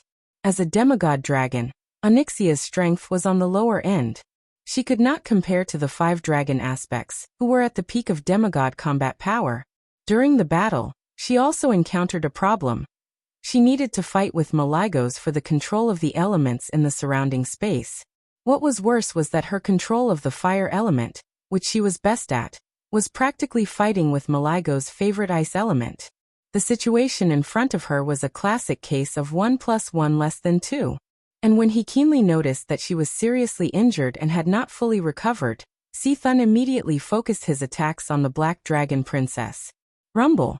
First, 8 giant tentacles burst out of the ground, covering Onyxia from 8 directions. She had no choice but to flap her wings and fly into the air. After all, in a competition of brute force in front of an enemy of similar size, the absolute strength of the dragons was at a disadvantage. In the next moment, more than 20 tentacles of the giant eye suddenly broke through the ceiling of the cave, and the eyeballs under the purple eyes shot out beams of light at the speed of light. The low frequency of the shots had the sharpest destructive power. Even if it was not concentrated, it was still an attack that had to be avoided. At this moment, Onyxia was shocked to find that she had been forced into a dead end. Because Thun's largest eye was staring at her without blinking. This was like hunting, where the released hound drove the prey to the hunter's gun. Not good. Onyxia flapped her wings 3 times in an attempt to use irregular flight trajectory to avoid Thun's ultimate move. The giant eye's rotation was too fast, and as a giant dragon, the target was too big. There was no way to avoid it. At this moment, everyone saw Thun's large eye bulge, and then a wide area bombardment that covered 2 football fields followed. That thick red beam of light was no less than a full-force attack from the city in the Sky Dalagen. This terrifying attack from the main cannon of the stronghold looked like a solid object. It was as if Thun had taken the red laser sword from Star Wars and stabbed it directly at Onyxia. In just 1/100th of a second, it conquered the distance of 500 meters and stabbed at the Black Dragon. The only thing the Black Dragon Princess could do was breathe out her famous deep breath in an attempt to compete with energy. Unfortunately, the strength of the 2 sides was not on the same level from the beginning. The blazing dragon's breath seemed weak under Thun's main cannon, which was even hotter. Onyxia's deep breath, which gathered all of her strength, finally failed after resisting for a few hundredths of a second. The beam of light pierced through the dragon's breath, and went straight in the direction from which the dragon's breath came. It went against the flow and blasted towards Onyxia's head. The rippling fire elements even set the surrounding space on fire in an instant. Onyxia was shocked. No. I don't want to die like this. If my ultimate fate is still death, then what's the point of me being a mount? Chapter 1350. Onyxia already knew that Duque was going to fight against the Burning Legion, and she only needed to hold on for a while. Who would have thought that Thun would be so fierce? Its attack pattern was the same as Duque had said, but the number of tentacles had increased by several times. One giant claw tentacle could easily make a mountain giant kneel, and one ray of light from the giant eye tentacle could make an ancient dragon enter a state of near death, doubting the dragon's life before it died. For a moment, Onyxia began to wonder if she had hugged the wrong person. If she had to die bitterly to be a capable mount, then she might as well have been stubborn from the start. At the last moment, just as the Black Dragon Princess began to let her imagination run wild, an angelic voice suddenly rang in her ears. Transform. That was her Duque's voice. Onyxia had never realized that her master's voice was so pleasant to the ears. Woo-woo. I didn't suffer in vain after being tamed so many times. Without any hesitation, Onyxia quickly shrunk and transformed into a human. Alexstrasza, who was rushing over to help, was shocked. Onyxia's ultimate transformation spell had yet to reach maturity. Transforming into a human would certainly reduce the area of attack, but at the same time, her defense would inevitably be greatly reduced. If she was hit in her dragon form, there might still be some scraps left, but if she was hit in her human form, there would be nothing left. Immediately, the Red Dragon Queen saw the purple and blue light that appeared behind the princess at the critical moment. The light of the portal. Her heart immediately returned to her chest. This kid is finally back. Duque suddenly pulled and immediately pulled the humanoid black dragon out of C-Thun's main cannon's killing range. However, Duque only had time to pull her into the spatial crack before the terrifying ultra-high energy tore open the portal that Duque did not have time to close. The berserk magic power and divine power that had nowhere to vent easily caused a small-scale collapse in that part of the space. Even with a Tiche, Duque could not protect this spatial tunnel. In an extremely embarrassing situation, Duque held the staff in his left hand and pulled with his right hand, using almost all of his strength to pull the Black Dragon Princess out of the spatial tunnel. Bang! The bystanders only saw a flash before their eyes, and the black dragon that was supposed to be hit disappeared. Then they saw Duque suddenly rolling around with the mage who had transformed into Countess Katrana. Woo! Onyxia was pinned under him in an M-shaped position. When Duque came back to his senses, his face was full of embarrassment. The dragon under him blushed and whispered, "If you want to tame a dragon, can we talk about it after defeating C-Thun?" Duque was speechless. Nozdormu and Izira entered the arena once again. The two giant dragons that tore through space were very eye-catching. Only Orgrim whispered to Thrall, "I suddenly have a good idea. If you can deal with a certain dragon king like Duque did with Onyxia." Just then, Alexstrasza suddenly showed her power and bit off a tentacle of the giant eye that had reached over to seek death. In the next second, because the red dragon wanted to expel C-Thun's evil divine power, it used the power of life to evaporate the foreign substance in its mouth, causing the dragon's mouth to overflow with thick mist. Looking at the bloody mouth that was flowing with blood and C-Thun's pus, Thrall's face darkened. He shook his head like a rattle and refused to do anything. Sigh. It had to be said that there was something called talent. Humans' talent in making friends was not to be underestimated. Focusing his attention back, Duque suddenly found that C-Thun was far more difficult to deal with than he had thought. In Warcraft, there were so many versions, and there were so many bosses that people almost couldn't remember their names. There were not many that could be branded in the minds of players and make countless players cry. C-Thun was definitely one of the best. Duque didn't remember if C-Thun was ranked first, but he was definitely in the top 3. In the earliest version of the game, C-Thun was simply unbeatable. No guild had any way to deal with it. Now fate seemed to be repeating this history that would torment people to madness. The 4 dragon aspects attacked together, but C-Thun was not at a disadvantage at all. So what if his body was injured? Its ability to recover seemed to be endless. Its body could be regenerated if it was bitten off, and its tentacles could also be regenerated if they were broken. Everyone even had the illusion that they were not fighting against a powerful monster, but rather planet Azeroth itself.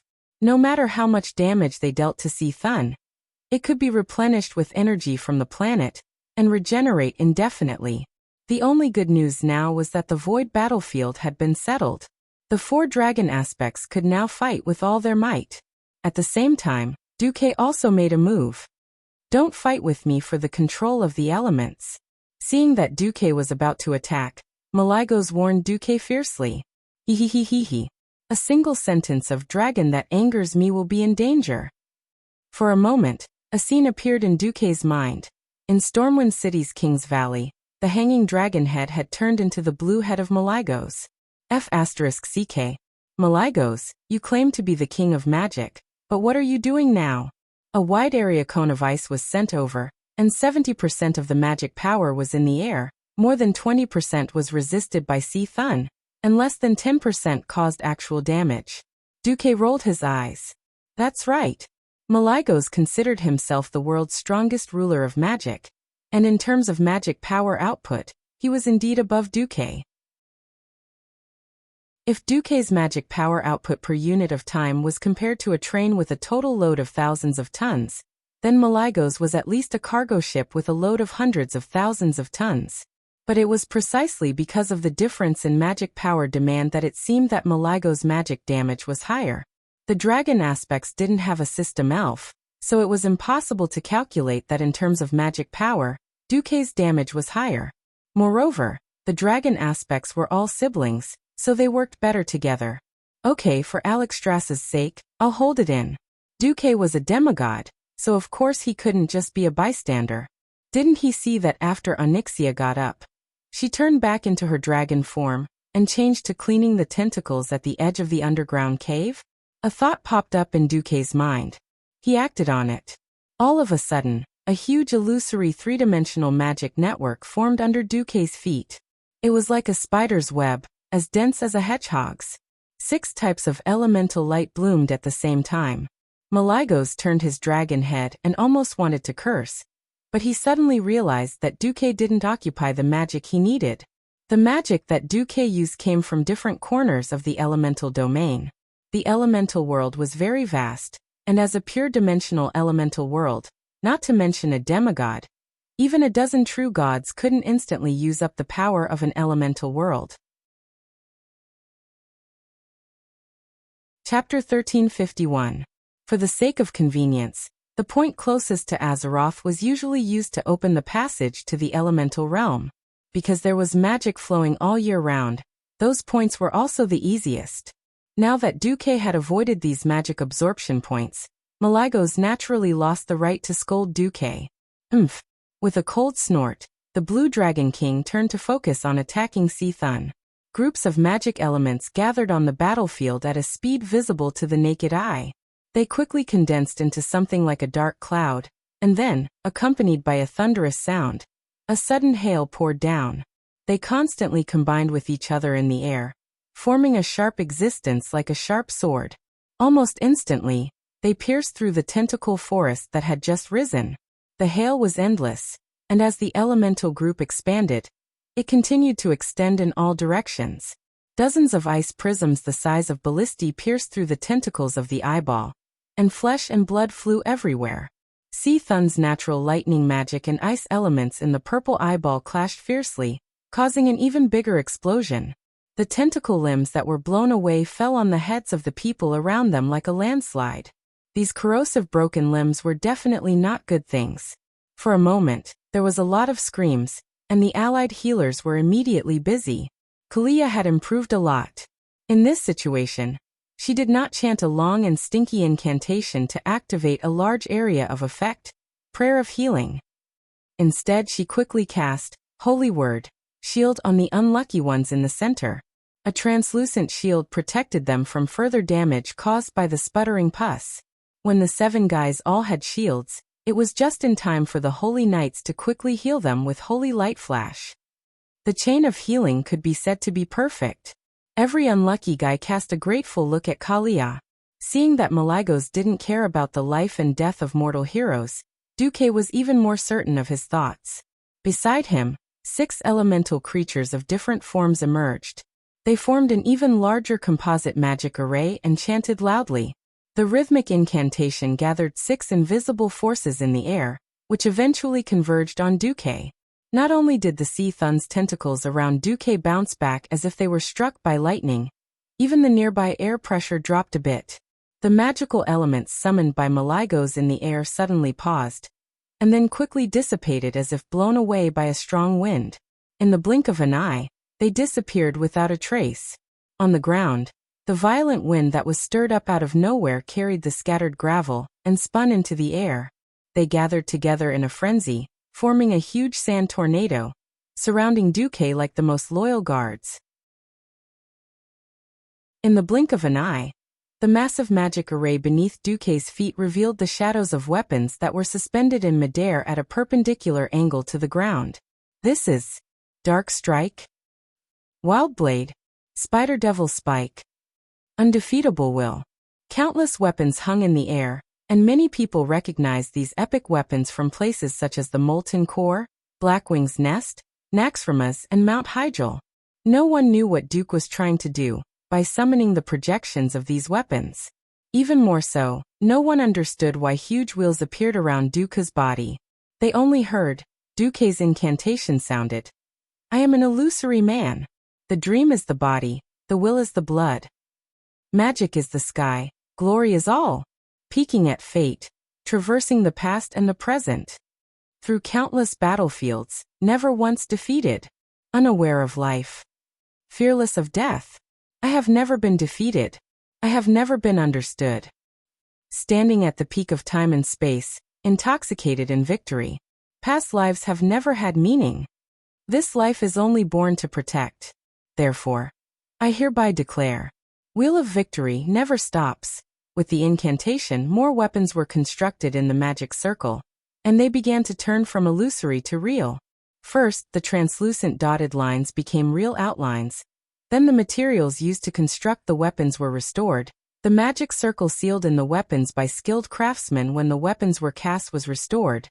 The corresponding energy was injected, and finally, the age of the weapons was restored.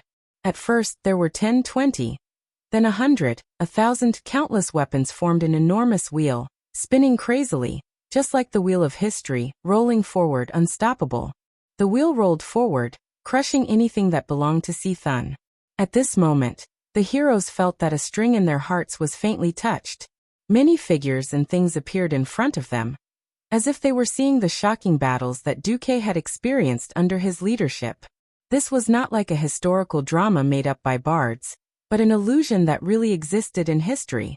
The power that Duque had at this time was based on the chain of victories piled up, and Duque seemed to be pushing the wheel of fate extremely smoothly, faster and faster. Only in this way could all resistance be crushed.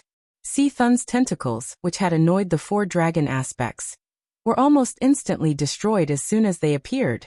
A smaller eyeball tentacle, Obsidian Blade, had long been hungry and thirsty, and with a slash, the weapon and the tentacle were destroyed in an instant. A smaller claw tentacle, Claw of Lava Rage, went up and tore it apart. Giant Eye Tentacle, 3 hands of magic simultaneously used Counterspell, instantly stirring up the elements, enough to make the eyeball tentacle choke back the whip magic like it was constipated. The only problem was the giant claw tentacle.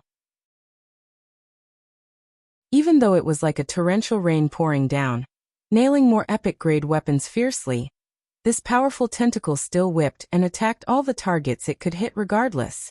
However, the fact that Duque could flatten so many annoying tentacles in one breath not only shocked the mortal heroes, but even the 4 dragon aspects were surprised. Suddenly, everyone only saw a blur in front of them, and 4 huge lips, like walls growing out of the ground, spun and wrapped around Duque. In the gap between the lips, everyone could even see some teeth that weren't too big but were extremely sharp. Obviously, the owner of this wriggling mouthpiece was Thun. The size of this mouthpiece alone was enough for mortals to look up at. The heroes not far away could even clearly smell the stench. Everyone had read Duque's strategy, and everyone knew that the most important part of the strategy was that someone had to be swallowed by Thun. But that was disgusting. Chapter 1352. Just in case, Duque activated Ice Barrier. In advance. He didn't have the thought of using his delicate skin and tender flesh to resist the sharpness of Thun's mouth, which had thousands of sharp teeth. As expected, after entering, Duque felt countless sharp teeth scraping against the ice formed by highly condensed ice elements outside the barrier. Fortunately, It was his senses and not his sense of hearing that came into play.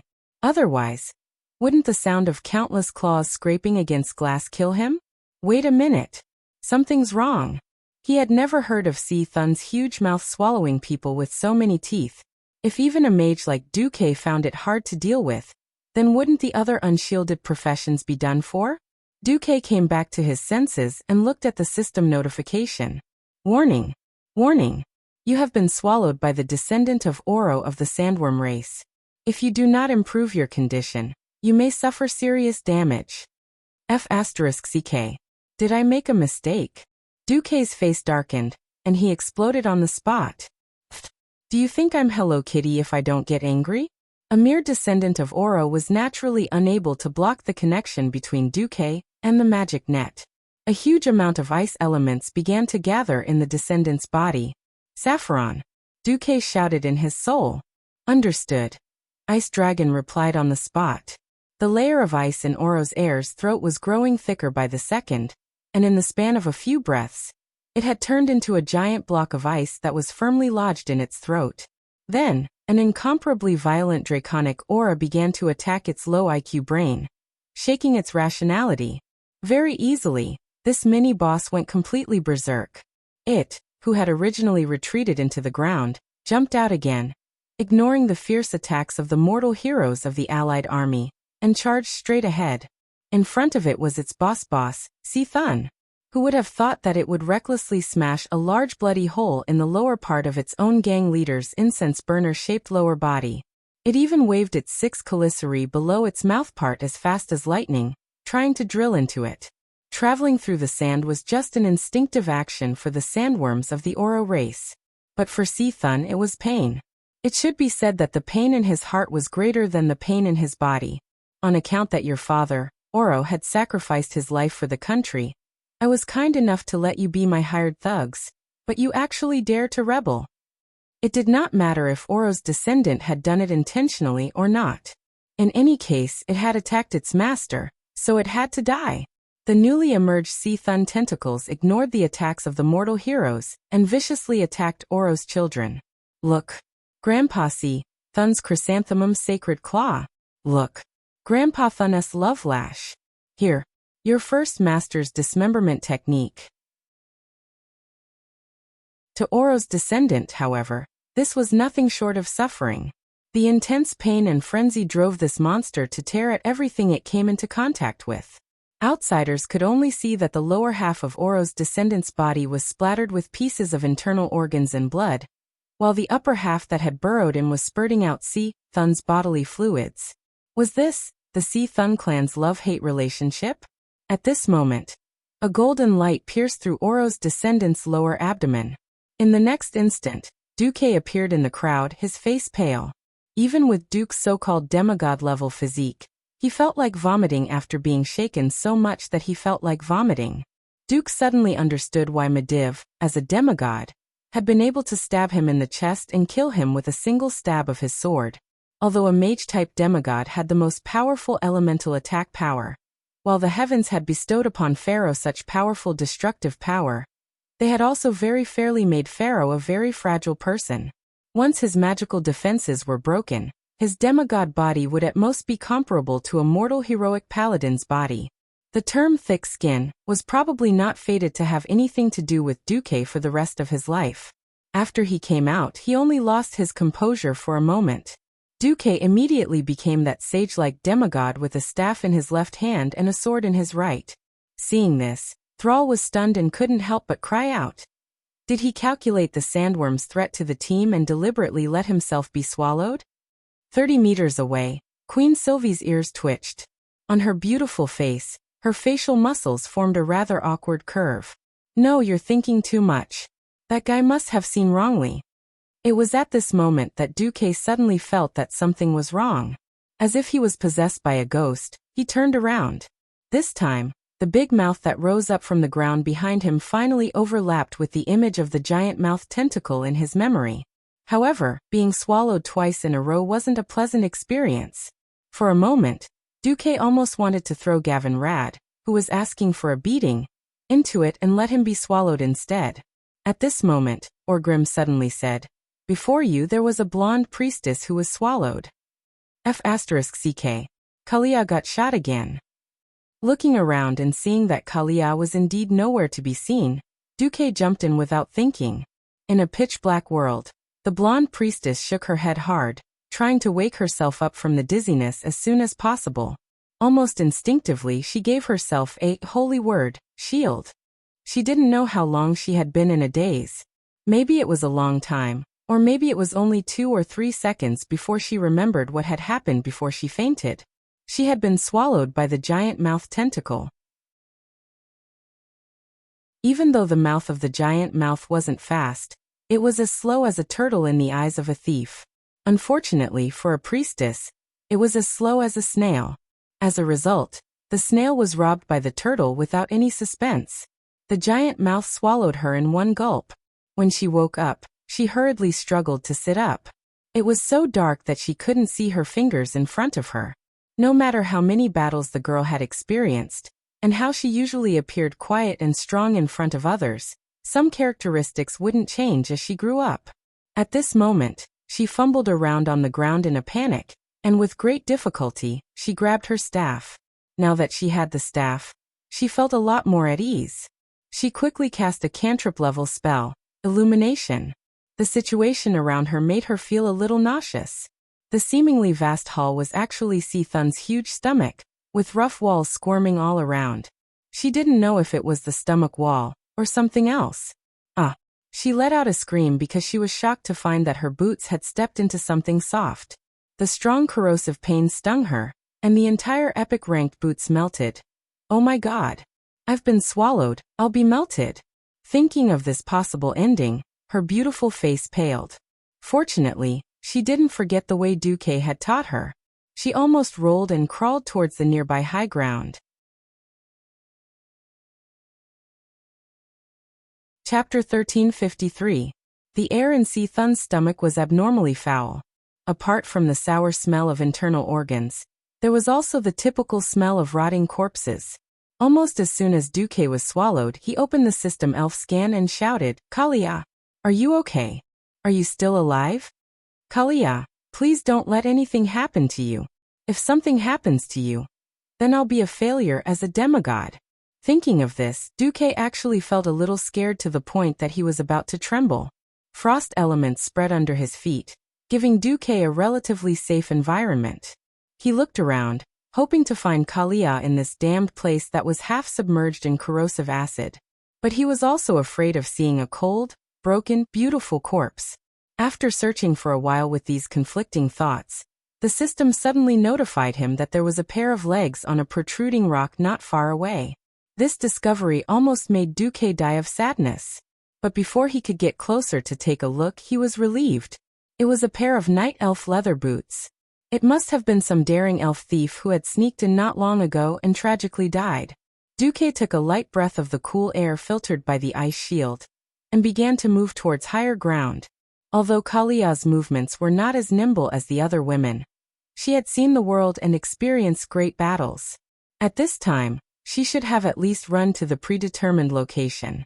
Without even needing to throw a few fireballs, Duque could see in the blurry darkness that there was a high ground in his 9 o'clock direction. If history did not lie to him, that was the only exit. The elements here were already quite chaotic, so he could not use flash.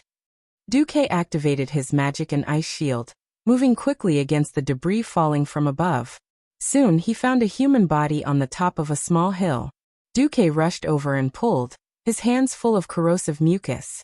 If it wasn't for the holy light in her body forming a small protective layer on the surface of her skin, if it wasn't for the thinnest acid here, and the extra extreme nature potion protecting her, Kalia might have been a corpse by now. At this moment, Duque looked as if he had found a rare treasure, and let out a long sigh of relief. He skillfully controlled the frost elements to melt into a stream of water, gently washing the disheveled yet beautiful female body in front of him. His upper body was exposed to the air, and he just happened to fall on the stone, so he didn't suffer any damage. Her lower body, although she wasn't injured, her dress and everything else had been melted and torn. If it wasn't for the strange atmosphere, Duque would have silently praised her in his heart. Using the ice shield to repel the other elements, Duque turned her body over with his left hand and used the holy light to expel the filth from her body. At the same time, he placed his hand on her chest to check if she still had a heartbeat. At the same time, he called out to her urgently, "Kalia! Carly!" Halfway through, Duque knew he was in trouble. That's right. There was nothing wrong with the female priest. The blonde was wrong. Your sister's blonde hair. It was obvious that C. Thun's tentacles were constantly emitting green, purple, and other such lights, causing the vision of others to have a color difference. That's right. That bastard Orgrim was one of the Forsaken? Then what the hell was he looking at? It was obvious that he was looking with the soul fire, so it was all black and white. Well, the main point was that the size and shape of the harmonious thing in his hand was completely wrong. After so many years, how could Duque have gotten the size of Kalia's ball wrong? At this moment, the dignified commander of the Alliance, the true demigod of Azeroth, Duke Marcus's face turned green, and the waterfall of sweat on his back looked like he was about to collapse. Oh my God! Please, don't let her wake up at this time. The silly Duque had forgotten that he himself was someone who had stepped into the realm of gods, and he was fighting against the few true gods of Azeroth. He didn't even believe in himself, so who could save him? Her raised eyebrows moved, and her fair face was already full of crimson. Duque's heart skipped a beat, and he thought to himself, it's over. For a moment, Duque almost wanted to use amnesia magic physics on her. Right. Just give her a hard punch in the head. Fainting would be good, and giving her a concussion would be even better. Unfortunately, when Duque saw that gentle and pleasing face that was like that of a girl next door, he couldn't bear to do it no matter what. What he feared the most was that the air suddenly became quiet. The two of them maintained this posture for a full 5 seconds, and then she just woke up. Duque released his claws as if he had been electrocuted. With a sanctimonious expression, he looked like an upright and reliable young gentleman. Sally, you're awake? Are you okay? That's right, Duque made a big mistake. The first to be swallowed was Sally, not his Kalia. Well, the above was all the main point. The main point was that after Sally took the extreme nature potion, her lower body was quite slippery. C. Thun did a lot of things that slime monsters like to do. Sally's face instantly turned as red as a steamed red prawn. She stammered and said in a low voice, "I'm sorry, Sir Marcus. May I ask if you have spare clothes? It would be even better if you have equipment." Yes. While Duque was doing his business, summoning Saffron to attack C. Thun's weak points everywhere, he rummaged through his storage space that was like a doghouse. Why was it all women's equipment like quicksand robe and insight magic robe? Never mind, I'll give Sally a set first. Then Sally half sat, picked it up, and her face turned red. She said in a mosquito-like voice, "Excuse me, do you have any other rape?" Duque slapped his forehead. "It's over. This is a big misunderstanding. These two robes were famous for being sexy in Azeroth. The biggest selling point was the high slit that reached the waist. Now that he didn't rape her, he just asked her to wear any magic robe. Wouldn't he be asking her to go to the battlefield with a gap? Although the upright and reliable young gentleman Dumuk silently praised it in his heart, he always felt that the girl was at a disadvantage. Gritting his teeth, Duque finally took out an indescribable item. At this time, Sally's hand trembled as she took it. Nothing else? Nothing else. Dumuk lowered his head, like a student being scolded by a fierce teacher. Of course not. Originally, it was something that Duque prepared to deceive Jaina and test the flow of magic between different people. "Lord, can you carry it over?" "Okay." Duque was as obedient as a grandson. Just as there was a rustling sound behind him, the ceiling of this stinky space suddenly opened again, and a figure covered in golden light suddenly fell down. "Boss, are you okay?"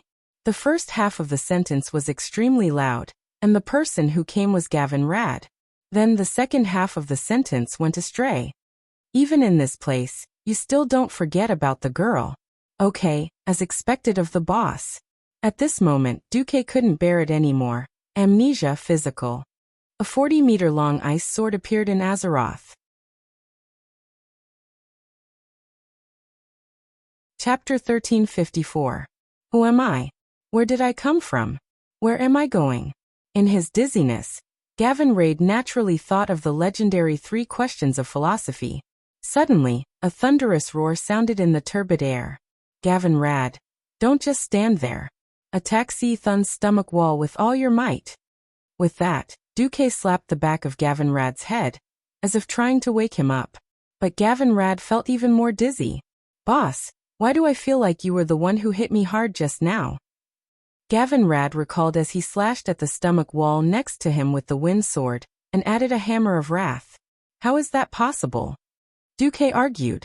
It was you who didn't dodge C Thun's tentacle before coming down. There are tentacles in the stomach too? Yes. I just destroyed one. How can we understand the physiological structure of a true god-level monster? Dr. Du said confidently. I've read a lot of books, I won't lie to you. Who was the first to come down? Sally Whitemane. She couldn't take it and left. Duque was telling the truth. In this life, C Thun's stomach structure was different from that in the game. It was a very interesting stomach part. It was a thing the size of a stool and looked like a meatball. As long as one gave that thing a hard punch, C Thun's stomach would twitch violently and vomit out the person who beat the meatball. I see. Gavin Rad sighed. Don't think too much. The time in the stomach is limited. Go all out. As Duque spoke, he squeezed his magic circuit and released as much magic power as possible, bombarding any tentacle that dared to emerge from C Thun's stomach. On the outside, Duque was an awesome demigod. Although Duque could last longer than mortals in C Thun's stomach, and used an ice shield to resist the corrosion of the natural elements, the magic net was cut off. Duque could only rely on his magic circuit, which was far superior to a Breaking Dawn mage, but far inferior to a true god, to produce magic power. Soon, when the Oxhead Chief Cane fell down, Duque couldn't hold on any longer. He had no choice. He had wasted too much time trying to save Sally. Before Duque left, he left behind a magic orb. As long as it was not destroyed, the ice elements released from it could at least act as a shield and air filter, allowing the people inside to last longer. Blarg! Under the violent attack of the tender flesh, C Thun also vomited Duque out. After watching Duque leave, Gavin Rad heaved a heavy sigh and muttered to himself. Damn, luckily I was smart enough to pretend to forget. Otherwise I might have been killed this time. What? Cane turned around abruptly. No. I'm fine. Gavin Rad decided to keep this matter to himself. The incident in his stomach was destined to be an episode that no one would ever mention again. On the other side, Sal was surprised to see Duque bounce out of C Thun's incense burner body as if he had jumped out of a stone. Duque, you were just swallowed. No wonder the great chief was shocked. When Duque wasn't around, the songs and dances were still being sung and danced. No, it should be said that under the control of several elemental emissaries, more epic weapons were smashed out. Now there were almost no small tentacles on the scene, whether it was claws or eyeball tentacles. Basically, as soon as the small tentacles came out, they were instantly killed by the weapons thrown out by the Wheel of Victory system. The mortal heroes were able to focus more on dealing with the giant claws and eyeball tentacles. In theory, the scales of victory should be tilted towards the allied forces. But this was not the case. Because in the outer circle of the battlefield, a terrifying fog of death had accumulated. They couldn't figure out what it was, but they could confirm that it wasn't just pure elemental damage. It was more like a combination of crazy will and some kind of terrifying curse. Nozdormu, who was the most unafraid of death, swept his tail made of sand in. It was fine if his tail suddenly broke midway. At first, the broken tail was like a broken lizard's tail, twisting and jumping on its own. After a few breaths, it turned into a sand monster the size of a minotaur with an unknown number of limbs. A kind of chaotic will and power that had never been seen before forcibly took away Nozdormu's control of the sand, which then mutated and created a new unknown type of monster. These monsters were extremely fierce. They fiercely rushed forward and attacked the Alliance and Horde powerhouses. In just one encounter, 2 of the forgotten powerhouses were directly killed, and even their corpses were devoured. Even a strong person like Orgrim's left arm was broken. Fortunately, the undead didn't feel pain. After using dark healing, he could barely move his left arm. Considering that no one had the energy to disperse such a large scale, tentatively called poisonous fog, the entire battlefield suddenly became crowded. From the initial radius of a large space of 1,000 meters, it quickly shrank to less than 800 meters. Obviously, the speed of shrinking was still increasing. It could be foreseen that in at most 5 minutes, the 4 dragon aspects would completely lose the space to move. Duque, do you have any ideas? Alexstrasza shouted to Duque in the dragon's mental network. Our people will hit Thun's stomach. Theoretically, after a certain extent, Thun will fall into a short period of weakness. Then we'll go all out? Okay. But I hope that Onyxia will come too. As soon as the Red Dragon Queen's voice fell, 2 voices of opposition immediately appeared in the network. She's not qualified. She can't do it. The first voice was Maligos, and the second was Nosdormu's. Obviously, Isra chose to be neutral. Alexstrasza seemed to be in a difficult position. As hardcore members of the Pantheon, the dragons had always fulfilled the duty given to them by the Titans, which was to protect planet Azeroth. They couldn't ignore the disturbance of the ancient gods. However, these ancient gods were existences that even the Titans couldn't deal with back then. In her opinion, the only way to destroy Thun's body and seal it again was to gather the 5 great dragon aspects in the Great Formation.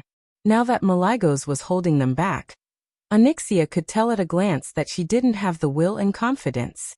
Alexstrasza felt a headache coming on. At this time Duque suddenly said, "Onyxia, go. This is for me." Okay. The Black Dragon Princess immediately became decisive. It wasn't an order, not being forced.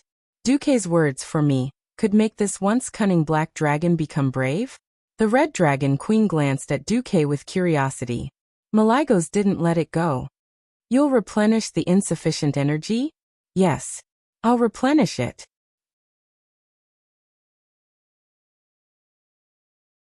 Chapter 1355. This is the dragon race's secret. Maligos' voice in the spiritual network was as firm as stone. "I'm only responsible for providing energy. As for how it's used, that's Onyxia's business." That was what Duque said.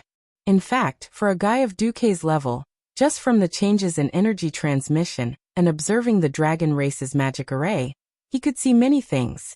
Not to mention that Duque had a killer weapon, the System Elf. Now the dragon race had fallen into a vicious circle. If they wanted to exert the greatest power, they had to use the black dragons who had once betrayed them.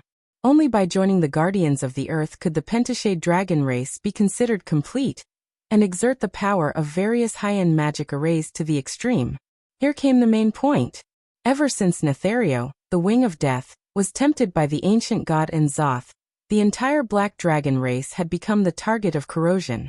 Even every young dragon that had just hatched from the dragon egg would be affected by the ancient god. Onyxia was the only exception. Although she was also born after the fall of Deathwing, firstly, she was a direct descendant of Nethario, so her vitality and will were stronger. Secondly, she was subdued by Duque when she was on the brink of death at 1% HP. In that extreme situation, even N'Zoth had given up on her. In the end, Duque picked up a big bargain and got rid of N'Zoth's will and soul corrosion hidden in her. During Alexstrasza's visit, she had even touched Onyxia herself to confirm this. It could be said that Onyxia was now the only black dragon that the Dragon Sleeping Temple could ally with, and the only black dragon that was qualified to be allied with. By the way, a certain black dragon prince who was also quite famous in history was still just an egg. Oh, maybe not even an egg. Because Deathwing died early, perhaps the poor guy known as the black-bellied Ratio would no longer have a chance to appear in this life. Speaking of which, since there was no choice, there would not be too much psychological burden. After Alexstrasza promised that if it didn't work, she would turn it into the 4 dragons formation, Maligos finally expressed his acquiescence with silence. After leaving the dragon race's spiritual network, Duque immediately looked at the data in the system prompt. In Thun's stomach he left not only an ordinary oxygen mask and a natural resistance shield, but also a small surveillance circle. It could monitor the condition of the tentacles in Thun's stomach. In theory, if history didn't trick him, Si-Thun would enter a period of weakness after all the tentacles were knocked out. It was a rare opportunity to focus all their firepower.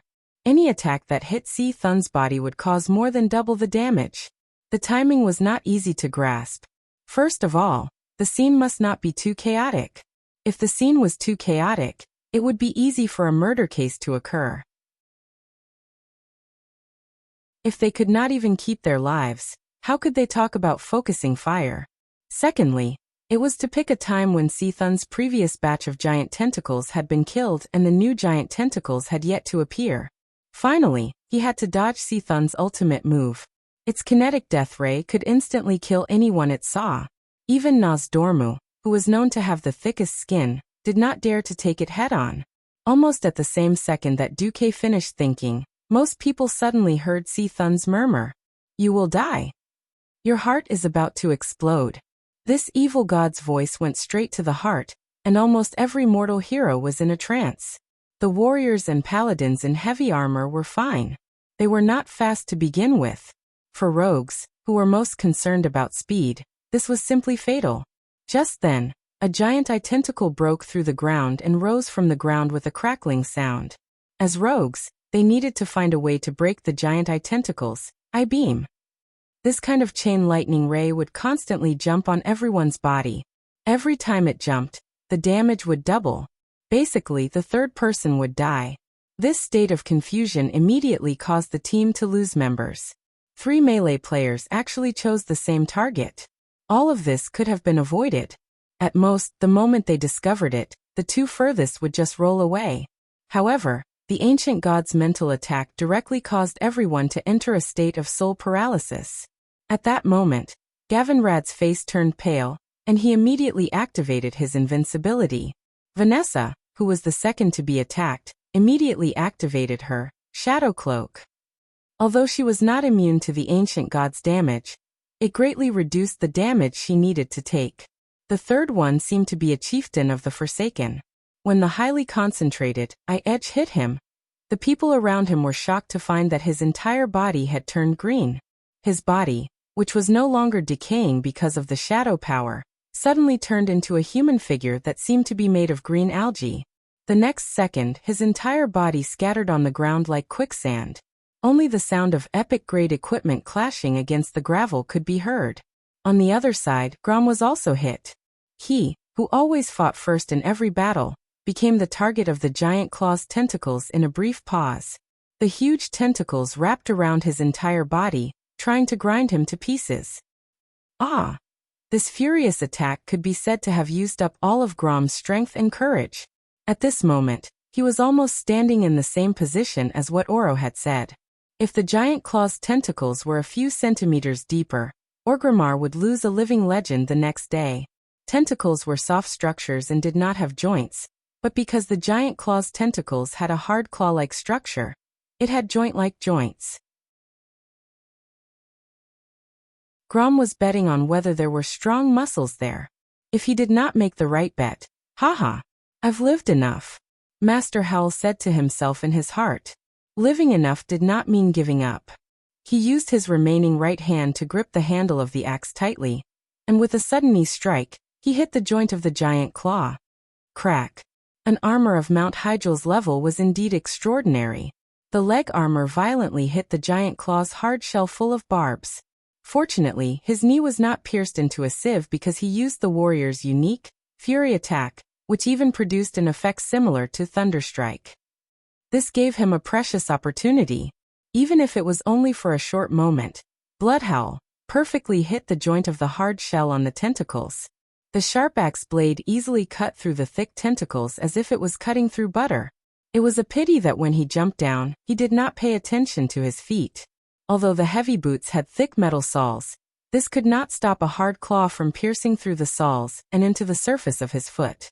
He felt that the entire sole of his foot was completely pierced, and the pain was so great that he was twitching.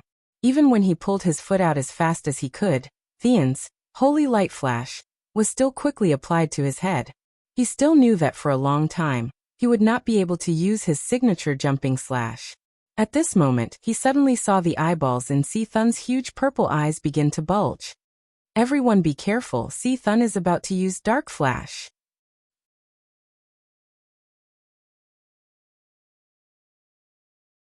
Chapter 1356. It seemed that Si Thun had also realized that fighting the wyverns was too much of a loss, and the combat power of the mortal heroes was unexpected. The mortals that it didn't pay attention to stopped its tentacles from harassing the four dragon aspects. Si Thun would definitely change this. More giant claws and tentacles emerged from the ground, and all kinds of tentacles entangled every existence that dared to resist its authority in their own way, regardless of whether they were small or not. Although the situation hadn't exceeded Duque's understanding of Si Thun, Duque knew that the so-called strategy could be thrown into the toilet and washed away. The number of tentacles was completely wrong, like a F*King forest. The most exaggerated thing was that the natural elemental magic in the surrounding air had increased exponentially. In contrast, the three most traditional elements of ice, fire, and arcane magic in the Pharaoh were repelled to the greatest extent. Si Thun was crushing all of the Pharaoh, including Maligos and Duque, with his true god-level power. This was its lair, and it was in charge of what kind of place it was. Maligos was furious. This meant that if he wanted to play magic, he would have to downgrade to the Breaking Dawn level. This was absolutely humiliating for him, who claimed to be the only ruler of the magic world. He immediately made a decision to give up the magic he was best at, and instead pounced on Si Thun, biting and chopping off every tentacle that belonged to Si Thun. Not far away, Duque could clearly feel that at this moment, the laws of magic that all mages were familiar with were being forcibly distorted, leaving him in fear. Si Thun's chaotic and violent power was descending, and its irresistible power was dominating and taking over everything. Duque could hear the sound of the magic net collapsing in this area. The shattering sound in the soul's vision was even more unsettling and frightening than the earth-shattering roars in reality. Moreover, the magic net was the main part of Duque's main city as a god. The collapse of this part of the magic net was tantamount to cutting off at least 30% of Duque's strength in one go. Si Thun was very shrewd. Duque's face fell. A dragon aspect was still a dragon without magic. He was a demigod of magic who had ascended as a human. Could he really transform into the white-robed sword Saint Gandalf, and stab him with the spiral sword? In the past, Duque had backstabbed so many strong enemies, and it was always successful, because most of those enemies had something like the heart, a so-called vital point. Si Thun, the monster evil god, didn't have such a thing. The only way to kill it was to forcefully cut off its life force and beat it into a pile of shit. Duque's spiral sword was really not useful here. There was no such thing as an absolutely powerful profession in this world. Since his mystic level was suppressed, Duque had to find another way out. Master. Duque. What should we do? Please give us your instructions. Duque and the other elemental emissaries anxiously asked Duque through the soul connection. They were existences that used the elements as their life forms. If they lost the supply of elemental magic power, not only would their strength be greatly reduced, but they would also face the risk of their souls being annihilated. Duque said, "All of you, return to the weave outside. Inject as much magic power as you can into my body before the weave here collapses. Take care." Alonce's fail seemed to want to persuade Duque, but in the end, he could only say these two words. In the center of his field of vision, the huge eye of Si Thun was swelling more and more. The system prompt, "A high-energy attack is about to strike," was flashing nonstop. Everyone could see that Dark Flash was about to be released. Because there were too many tentacles, the scene was very chaotic. There were still people fighting the most threatening eyeball tentacles, but there were at least 3 more giant claw tentacles with stronger life force near the eye of Si Thun. The cruel giant claw tentacles twitched instinctively, attacking every living thing that passed by, and hitting something similar to the warrior profession's tendon break. This was a skill with a strong deceleration effect. In front of the world-destroying Dark Flash, this was undoubtedly the most vicious curse of death. They couldn't run, because they would have to watch helplessly as the crimson light that symbolized death swallowed them up. It wasn't just one person who was hit, but a total of 7. Magni could rely on Avatar, and Theon could use his invincibility to get rid of this damn debuff, but the remaining 5 couldn't escape no matter what. Ox Chief Cain, Grandpa Hal, Hadgeron Brightwing, Benedict, and Thrall. Dark Flash began to shoot. Death rays as thick as the diameter of its eyeball surged out and hit the ground heavily. Countless insects crawled out of the gravel-filled ground and fled in all directions. Stones of all sizes spun strangely on the ground and danced in fear. Some tiny grains of sand even bounced up from the violent tremors and flew into the air. They first melted into glass under the ultra-high temperature, then turned into terrifying nothingness along with the insects that couldn't escape in time when the crimson destructive rays touched them. Cain's muscles bulged as he roared, trying to use brute force to resist the short-term deceleration effect of tendon break. With a smile on his face, Grom silently took over Magni's position, using his remaining arm to lift the tomahawk and block a giant claw tentacle. However, apart from them, everyone seemed to have accepted their impending fate. No matter what Benedict had in mind at this moment, he was a benevolent elder, continuing his treatment. After realizing that he had no chance to escape, Hadgeron stopped moving. He stood still and shot arrow after arrow. Thrall didn't act like a great chief at all. Instead, he acted like a pure warrior, madly slashing the tentacles in front of him. That's right. He was an orc first, then a warrior, and finally a great chief. An orc warrior, even if he knew he was going to die, he had to die on the way. No, many tribal masters let out shrill cries, but their feet didn't stop. They could only instinctively follow the established tactics and run around Thun to avoid the invincible power of Dark Flash. They twisted their heads and stared at where Thrall was. For a moment, Woken's heart stopped beating. As Thrall's chief advisor, as a firm supporter of the tribe, Woken never hesitated to use the greatest malice to suspect and speculate on those who were against the tribe, or once had a grudge against the tribe. Now what he was most worried about had happened. In front of him was a great opportunity for the Alliance to weaken the tribe. This was a coalition army formed to fight against the ancient evil gods, and it was also a war where the weak gathered to challenge the strong. If there were any casualties in such a difficult battle, it would be normal.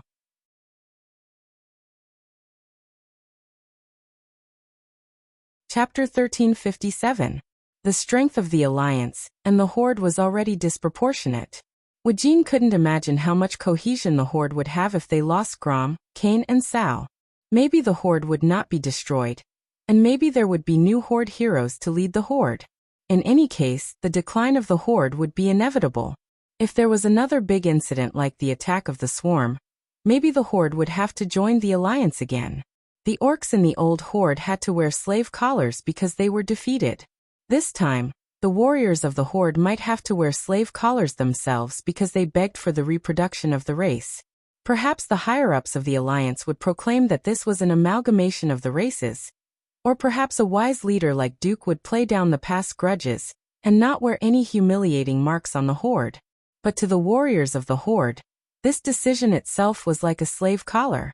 Suffocation, terror, uneasiness, all kinds of negative emotions surged into Wajin's heart. Heroes could not be replicated. If Duke really had a way to not use it, Wajin didn't dare to imagine it anymore. The first landing point of the Dark Flash was far away from Duke. According to Thun's current rhythm of sweeping 180 degrees clockwise in a semicircle, Duke only needed to lift his legs and run 2 steps to reach the safe zone. The shock of the Horde's powerhouses fell into Duke's eyes. He didn't say a word and watched this scene coldly. Duke knew that as the biggest core of the Alliance's formation, his every move would be a signal. It could even be said that if he ordered to clean up the Horde first, except for a few upright people like Tyrion Fordring, most of the Alliance's powerhouses would be happy to immediately turn around and eliminate the unstable factor of the Horde first. Even if the Alliance and the Horde had cooperated for the 3rd time in the Battle of Calamity, Mount Hyjal, and the Battle of the Swarm, presumably no one would forget the hatred between the Alliance and the Horde. Even if it was a tragedy caused by drinking demon blood by mistake and maliciously led by people with ill intentions, having a reason to forgive did not mean that it would definitely be forgiven. However, at this moment, Duke had a feeling of being in a trance. It was the feeling of standing at the crossroads of history and controlling fate. There had never been such a clear feeling of one person controlling the fate of millions of people from the two major forces, or even all the living beings on planet Azeroth. Perhaps it would be more beneficial for the Alliance to let Sal die here, and let the tribe become a pile of loose sand. The Alliance that had swallowed up the Horde might be even more focused on fighting against the Burning Legion and the ancient gods. Perhaps this was what Duque, as a human, should do. However, at this time, Duque felt that it was pointless to do so. Wasn't the world of Azeroth exciting precisely because of the war epics written by heroes? Wasn't it precisely because of the strategy of inclusiveness that there were hundreds of races gathered together, regardless of race, occupation, age, or gender? What if he did? Wouldn't that be going against the flow of the world? Duque suddenly laughed because he suddenly remembered his original identity. An insignificant citizen of the Celestial Empire. Since such a large Celestial Empire could be inclusive of 56 races, why couldn't the leader of a small alliance with only tens of millions of people do the same? Duque walked towards the safe zone according to the prearranged tactics. For some reason, in the eyes of others, Duque did not take a step back. The power of fairness and love nurtured in Duque's heart seemed to erupt at this moment, forming a towering flag in the illusory spiritual world. Duque made his move. Even though his strength had temporarily fallen to the Breaking Dawn level because of Thun's forceful removal of the weave and other elements, he was still a well-deserved expert here. A longbow made of pure holy light suddenly appeared in his hand. Queen Sylvanas looked at it in surprise because the shape of this bow was the bow she and Duque had used to shoot arrows together when the cataclysm invaded the Well of the Sun. The slender and sharp spiral sword turned into the sharpest arrow, and was knocked on the bowstring. Every move of Duque's was very fast, but every ranger, including Queen Sylvanas, felt very awkward when they saw it. After all, Duque did not know how to shoot arrows. He was purely copying Queen Sylvanas' posture when she shot the arrow that day purely from memory. Although it was elegant and efficient for a female elf to use such a posture, if it was a rough man, it would be a little too horrible to look at. The posture was not the main point. The main point was that Duque could actually forcibly grasp the knack of archery through imitation. The bowstring vibrated. The next moment, an arrow suddenly appeared beside the giant claw that Grom and Sar were fighting with. The golden arrow perfectly pierced through the gap in the shell of the giant claw. The golden arrow tore through flesh and blood, and the stinky liquid split the black void like a line, and then turned into a bloody mist. After the golden spiral arrow, or rather, the spiral sword, shot through the huge tentacle, before the terrifying light of dark flash touched it, it made the smallest 180-degree turn in the air. Then, under the guidance of Duque's power, it flew back along the periphery of Thun's body in an arc. The 5 trapped people couldn't help but have a thought. When did the Alliance have a god of archery? Before they could think too much, Queen Sylvanas had personally demonstrated and shot the second arrow. This time, Queen Sylvanas had used all her strength to shoot the arrow, aiming at it. Originally, Queen Sylvanas' attack alone was not enough. At the critical moment, a claw popped out from the Emerald Dream and fiercely added another hit. The giant claw that wrapped around Cain fell 1 second later. Go! Duque's stern voice came from afar. You make it sound so easy. Grom complained, which was rare for him. That's right. How to go? The 5 of them still had at least 3 seconds of broken tendon. But Thun's ultimate skill only needed 1 second at most. At this moment, they were pleasantly surprised to find that the ground under their feet had turned into ice. The next moment, the ice suddenly bounced up obliquely. They were like marbles bounced off a spring, and their whole bodies flew out of the safe zone. The powerhouses on both sides caught the 5 who were bounced off. Hadron! Queen Sylvanas shouted. Great Chief! Woken was extremely surprised. Duque's action showed his attitude. Not only would he not give up Hadron and Benedictus, the 2 seemingly second-tier heroes in the Alliance, but he even intended to save Sar, the 3 core figures of the Horde. Not only the Alliance, but even the powerhouses of the Horde felt the power of Duque's will. Magni, who passed by Duque, sighed slightly. His nose actually felt sour. Chapter 1358. This was the faith that mortals had towards the light. The young man named Duque, his country, and his companions had unknowingly surpassed Thoradin the Great, who had been revered as a saint for 2,800 years because he had teamed up with the High Elves to expel the trolls. He had walked to the forefront of the era. Magni sighed. If the many living beings in Azeroth could survive, perhaps the name Duke Marcus would become an eternal legend. William happened to be running near Magni, and suddenly asked, "Uncle Magni, can I really become a great leader like Uncle Marcus in the future?" Magni laughed. In his God's Descent state, he ran with big strides and laughed heartily. "Silly boy. There is only one Duke Marcus, and there is only one William Wrynn. Moreover, mortals are mortals and gods are gods. Before you have the ability to step into the divine realm, why do you care so much? You're just asking for trouble." William was stunned. Suddenly, the confusion that had been stuck in his heart for a long time was solved. Yes, every existence in the world was unique. No one would be a degraded copy of another. William was William. As long as he did his best and had a clear conscience, it would be fine. Moreover, if the gap was too big, he would lose the heart to catch up. Mortals were destined to look up to the divine realm. On the other side, Thrall, who had been saved, looked at Duque with an incomparably complicated expression. Logically speaking, he should hate Duque. It was precisely because of this man's incomparably outstanding, and even era-transcending wisdom that led to the defeat of the old tribe, and caused hundreds of thousands of orcs to become slaves. He who hadn't personally participated in the Battle of the Dark Portal in World War II, could shout, "Orcs will never be slaves," without hesitation. This heroic statement might be praised by the tribe for thousands of years, but he couldn't say half a sentence like, "Duque, I hate you." Resentment? Perhaps. But at this moment, there was more admiration. While running, Thrall's mouth that was full of fangs squirmed for a long time before he asked, "Why? Do you think it's because we are true allies? Did we swear to protect each other? Or do you mean that I'm a good person? A great saint?" Duque smiled. "Neither." Thrall suddenly gritted his teeth. "Orgrim told me. You had personally ordered assassins to assassinate me when I was still a baby. He's just a weak baby." For a moment, the experts on both sides almost suspected that Sal was going to fight with Duque. Duque's tone changed, and his words became sonorous. "I never intended to deny it. At that time, a completely destroyed tribe was more beneficial to the Alliance.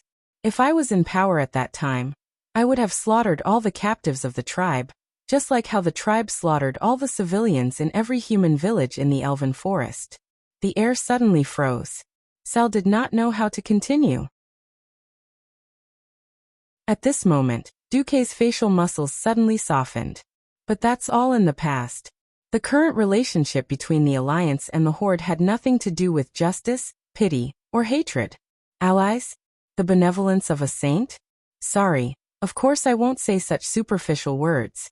If you have to ask me for an answer, I will tell you that this is the need of the world. The need of the world. Sal was a little confused. Don't worry. If I choose to attack the Horde one day, it will be because the conflict between the Alliance and the Horde cannot be reconciled. And I will do it at least 3 days after the Horde receives the official declaration of war. Perhaps one day in the future, I will kill you, and perhaps you will kill me. In this world where even the Titans, who are known as gods, can fall, nothing is immortal. Duque's words were shocking. Not only Sal, but all the experts of the Alliance and the Horde around him lost the ability to speak. Please remember, you and I may fight each other, and die a violent death. The forces you and I represent may tear up the Alliance and become enemies. But not today. Yes, not yesterday. Maybe tomorrow. But not today. Not today. This sentence itself contained a mysterious attitude. An attitude that could make both sides feel relieved. Maybe tomorrow they would become mortal enemies again, but not today. Maybe tomorrow they would perish, but not today.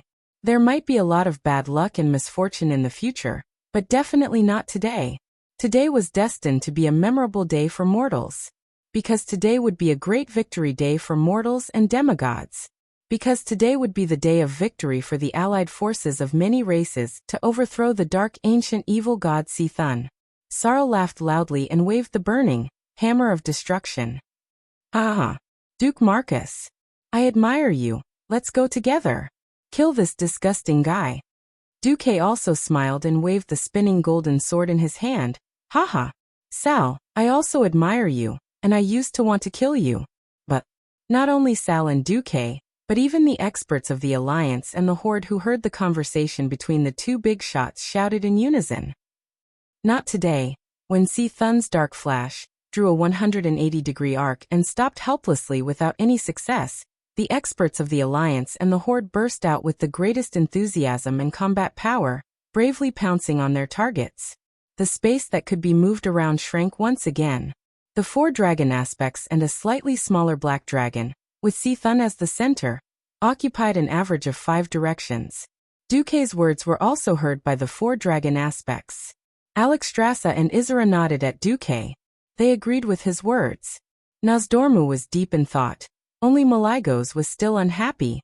Perhaps in the future, it will be difficult for so many dragon aspects to gather together to deal with the ultimate evil. Regardless of whether we have conflicts with each other, I still want to say, not today. Yes, today was a day to work together. Tomorrow's conflicts would be dealt with tomorrow. Malygos spat fiercely and finally nodded at Alexstrasza. Every battlefield in the hall was ignored by the dragons and Duque, and all the tentacles were left to the mortals to deal with. Only the heads of the dragons were left. The dragon's head was ferocious and uneven. The dragon's eyes emitted a blazing light, and the fangs that were slightly exposed were glowing fiercely. The entire dragon's mental network was dead silent, as if the world had come to a standstill at this moment. It made others hallucinate, as if these huge dragons were just sculptures or decorations. All the distracting thoughts eventually returned to nothingness, and the soft breathing sound of the dragons spread like ripples. Unknowingly, every dragon's breath came together. The same frequency, the same weight.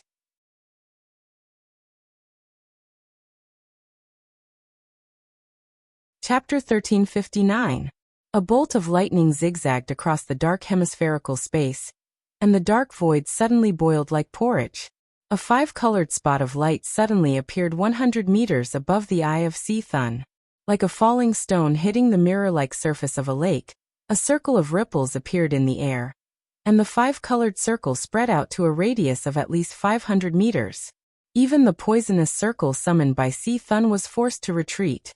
A soft woo-woo sound was heard. This is... Kalia's voice was a little cautious. I know. It's the Dragon Clan's formation, right? Jaina was a little excited as she watched this scene happen. Every powerhouse in the fierce battle noticed the changes above their heads. Their movements were a little distorted due to excitement, and most of them took the time to look up, but they had to retract their gaze and focus on the battle. Not everyone had the spare time to appreciate the huge shadow that gradually emerged from the 5-colored circle of light. It was a majestic palace. It was silver-white, inlaid with gold-edged carvings everywhere, with complex and thick Greek-style columns, and a holy palace covered with snow. However, this temple was upside down. It was as if it formed a mirror image of Si Thun on the ground. When everyone saw the towering temple gradually transforming from a shadow to reality, and saw those translucent illusory ancient dragons wandering around the inverted temple, they finally realized what kind of palace it was. It's the Dragon Slumber Temple. The dragon aspect actually summoned the Dragon Slumber Temple. The sudden appearance of the strange temple finally affected the entire battlefield, and even Si Thun could not help but turn his huge eyes to stare at the uninvited guest that suddenly broke in from midair. More and more colors of light flickered in the dark void, like the light of stars twinkling. Every time a 5-colored light flashed, a mighty and majestic dragon with shining scales was left behind. Red dragon, blue dragon, green dragon, bronze dragon, and even the legendary black dragon that had left the Dragon Slumber Temple. These illusory dragon projections pushed aside Si Thun's poisonous fog, and completely spread out over the dark hemispherical space with a radius of 1,000 meters. After the light flickered, a vast sea of dragons appeared in the sky. Every dragon was glowing with holy light. It even seemed like a titan in the pantheon was standing at a higher place among the dragons, looking at the twisted and hideous Si Thun with a majestic gaze. The battlefield was silent for a moment. In the next moment, a clear and melodious dragon roar resounded throughout this dark underground world. In the north, the Red Dragon Queen raised her head high and spoke in Draconic. In the name of the Titans of the Pantheon, I, Alexstrasza, swear to lead the Red Dragon race to protect the purity of life on planet Azeroth. The alarm in C-Thun's heart rang. In just a moment of daze, it discovered that it had lost control of part of the corrosive evil divine power around it. His connection with the divine powers had been severed. Originally, he relied on the corrosion star soul to forcefully extract the life force of the planet, allowing him to become an existence that even the Pantheon Hall couldn't deal with. At this moment, it found that its control area in the crust was invaded by a ball of green flames. It was clearly like a ball of raging flames, but it allowed the underground space that had been exhausted due to its excessive extraction of power to show life again. Swoosh, swoosh, swoosh. The entire depths of the crust swayed gently. Then Maligos, Nozdormu, and Isra made their oaths one after another, under the witness of the sleeping dragon temple. Each oath would deepen the bond between the dragon aspect and the planet, making it stronger and more able to evoke the resonance of the will of planet Azeroth. It could be said that the Guardian Oath was the source of the dragon aspect's power. Maligos mobilized the elements of this world. Nozdormu consolidated the time and space lines of the planet. Isra eliminated the evil dreams, wills, as much as possible. Under the witness of the sleeping dragon temple, each oath would deepen the bond between the dragon aspect and the planet, making it stronger and more able to evoke the resonance of the will of planet Azeroth. It could be said that the Guardian Oath was the source of the dragon aspect's power. At this time it was Onyxia's turn. If she had a choice, Alexstrasza did not want to put this weak-willed junior last. That was because the pressure on her was the greatest at the beginning and the end. It couldn't be helped. The will of the planet started with living beings and ended with the earth as the carrier. Who asked the original Nesario to be so powerful? The father had fallen, and the daughter had turned from a traitor to a loyal subject. How strong could her will be? There was no way to fake it in front of the will of the planet, so Onyxia's oath sounded very spineless. In the name of the prophet of my lord's fate, the demigod of the Azeroth weave, Duke Marcus, I, Onyxia, am a dragon that obeys the will of my lord. In accordance with the guardian will of my lord, I will protect the land of Azeroth. Weak. Very weak. You're so weak, aren't you? She did not have her own will at all. Even in her declaration, she only claimed that she was a pure thug. What she meant was, I'm just a worker. Don't look for me if there's nothing important. Even if the sky falls, my lord will hold it up. Alexstrasza and Isra rolled their eyes when they heard this. The other two didn't look happy. Nozdormu bared his teeth, and Maligos spat, puffed. Onyxia ignored them all and pretended not to hear. Anyway, protecting the world has nothing to do with me. I'm just a slacker. I'm forced to be a mount, because I want to live.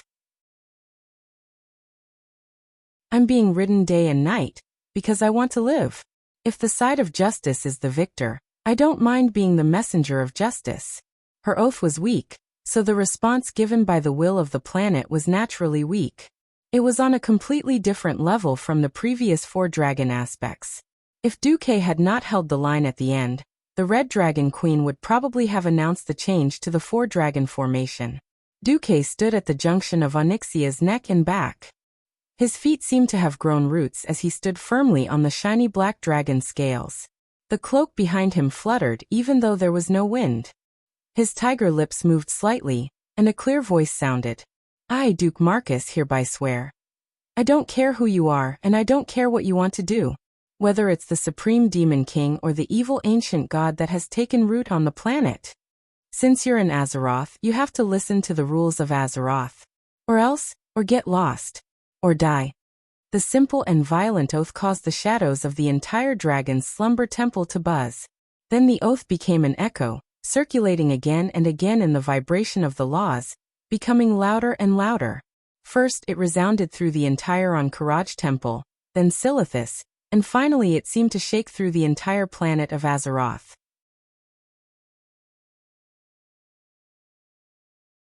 Chapter 1360. Critically ill patients squeezed out abscesses, cut off flesh, and even severed limbs in order to find a chance of survival. It was like a patient with advanced diabetes who knew that his leg had rotted, but was still unwilling to amputate it. This kind of decision was never an easy thing to make.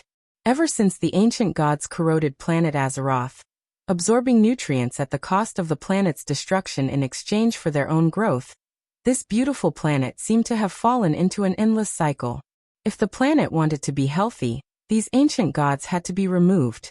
However, removing the ancient gods also meant that planet Azeroth, which had been deeply corroded by the souls and power of the ancient gods, had a high chance of being destroyed.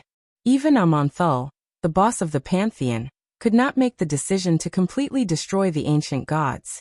In the end, he used sealing methods to seal the ancient gods, praying that as time passed, there would be a better way to deal with it. The reason why Duque dared to confront Thun so head-on was because he had provided the planet's will with a solution. When Alexstrasza's life force was injected into Thun's territory in the planet's crust, Thun was completely enraged. The ancient gods had been fighting for territory since tens of thousands of years ago, when there were no historical records, until they were sealed during the War of Domination 25,000 years ago. On the land, on the only continent of ancient Kalimdor, the various proxy races were fighting each other. In the depths of the earth, the forces of each other were constantly clashing. Alexstrasza, with her mere demigod body, rushed in with that little power, and purified the entire territory of Thun, bringing vitality to such a vast area. This was as ridiculous as using a drop of water to purify a large bottle of ink. Thun was really angry. The turbid and evil underground world was like a triggered trap, operating rapidly. From the layers of seemingly ordinary rock formations, from the quiet and peaceful underground river, from the unexpected cracks and holes, countless forces were used, finally forming an unimaginably huge mass of polymer. If Alexstrasza's power was a pool of pure water, then the huge figure of the evil divine power that gradually emerged was a deep pool that could not be purified. In the crust, there was an incredible landscape everywhere. The infinitely distorted evil will and corrosive slurry constantly mutated in the huge underground space, forming a chaotic landscape of eternal change. It frantically surrounded and suppressed the wisp of green that dared to shoot into the underground world, destroying the only life aura that dared to invade the underground world in the past 25,000 years. Compared to the monster under the Ahn'Qiraj temple, which was called Thun by the Qiraj insect people in the insect people language, what the mortal warriors of the Alliance and the Horde saw now was just the tip of the iceberg. At that very moment, in a place deeper than the Earth's crust, in the deepest depths of the Earth, some life seemed to have been awakened. Not only Thun's mind and divine power amalgamated in the Earth's crust, but even the coalition soldiers far away on the surface clearly felt a chilling anger gushing from the deepest part of the Earth. Alexstrasza was stunned. At first, she didn't understand why Duque wanted her to send 30% of her power into Thun's nest. Now she understood a little. Lava. The magma was hot enough to destroy everything. Every living planet had its own active liquid core, a large part of which was magma. With the movement of the Earth's crust, the planet would always vent the excess energy deep in the Earth's core in the form of volcanic eruptions from time to time. In Azeroth, the most typical place was the Ungoro crater. It happened to be the intersection of the two continental plates. What Duque did was actually to remind the hazy will of the planet that it could make its own eruption slightly deviate. Yes. While Alexstrasza was luring Thun's power together, she could directly spew magma from the depths of the Earth's core and annihilate Thun's main force. Now it seemed that this idea was successful. Thun's simple thinking allowed Alexstrasza, with her mere demigod power, to complete a feat similar to using a fishing rod to lift a whale. Hundreds of millions of tons of lava sprayed at high speed onto Thun's divine power polymer in the Earth's crust, and Thun in the Ahn'Qiraj temple suddenly let out a shrill cry. With this as a signal, Theon, who was in his stomach, raised Ashbringer high up and slashed down with all his strength. In the eyes of every hero who was fighting fiercely, Thun's body expanded by at least half its size, lightning flashed in its body, and every eyeball tentacle that squeezed out of the ground randomly released lightning similar to eye edge. Its huge and hideous and twisted body became astonishingly bright, giving off a strange sense of transparency. At the same time, it gave people a premonition that it would collapse at any time. An ancient god was indeed an ancient god. Si-Thun was indeed a superboss that destroyed countless guilds in the early versions of World of Warcraft. Even though the largest group of divine power in its nest continued to be destroyed, in a situation that was almost equivalent to a human's heart being pierced, it still didn't die immediately. Instead, its ferocity was aroused. A huge tentacle that was twice the size of an ordinary giant claw tentacle drilled out of the ground and fiercely swept its claws at the place where the mortal heroes were the most concentrated. Just lying on the ground, the tentacle was nearly 2 stories high, and it swept over with the momentum that could sweep an entire street with one blow. Such a wide area of indiscriminate attack made all dodging meaningless. The plate armor with higher defense showed its true value at this moment. The paladins and warriors wearing heavy iron cans could at least be hit like flying balls. An undead thief was smashed into pieces the moment it was hit. The other lich's blue and white ice barrier had just lit up when, in the next instant, the high-density ice elemental barrier couldn't withstand the powerful attack, and the entire ice block exploded with a blazing white light before shattering with a loud bang. Not only the ice block, but the entire body of the lich along with the ice block shattered into powder-like small pieces, annihilated in this dark underground space. But this was the last victim of the Battle of the Ankh-Karaj Temple. It was at this moment that the earth suddenly shook. Apart from Duque and the will of planet Azeroth, no other existence discovered that after the underground magma destroyed the largest mass of divine power of Si-Thun, it once again gathered in a whirlpool in one direction. In the center of the whirlpool, after the dark red light had accumulated to the extreme, it suddenly lit up and burst out with a brilliance that was no less than the sun's rays. With a loud boom, a fiery red pillar of light burst out from the ground where Si-Thun's base was located. This lava spike was like a red-hot fork, piercing Si-Thun from the bottom up in the blink of an eye. It was like a kebab with a piece of meat on it, held high. Without even half a second of hesitation, the 5 color guardian dragons activated the dragon slumber formation, and the illusory dragons injected their own dragon breath into the inverted dragon slumber temple. A brilliant 5-colored brilliance suddenly rose from the temple, and from top to bottom, it blasted into Si-Thun's big eyeball. It was an amazing scene that countless mortals would never have the opportunity to see in their lifetime. The dazzling brilliance in the underground cave radiated in all directions, not only dispelling the surrounding darkness, but the brilliance was also like the dawn, washing away the darkness. Even the light penetrated through the thick rock layers, bathing the entire Silithus desert in this light. Hundreds of thousands of coalition soldiers were fortunate enough to witness the last moments of a true evil god. The remains of Si-Thun, which had been rushed into the air by the lava fountain, welcomed the final blow of Elun, the goddess of the moon. A burst of starlight and moonlight flashed.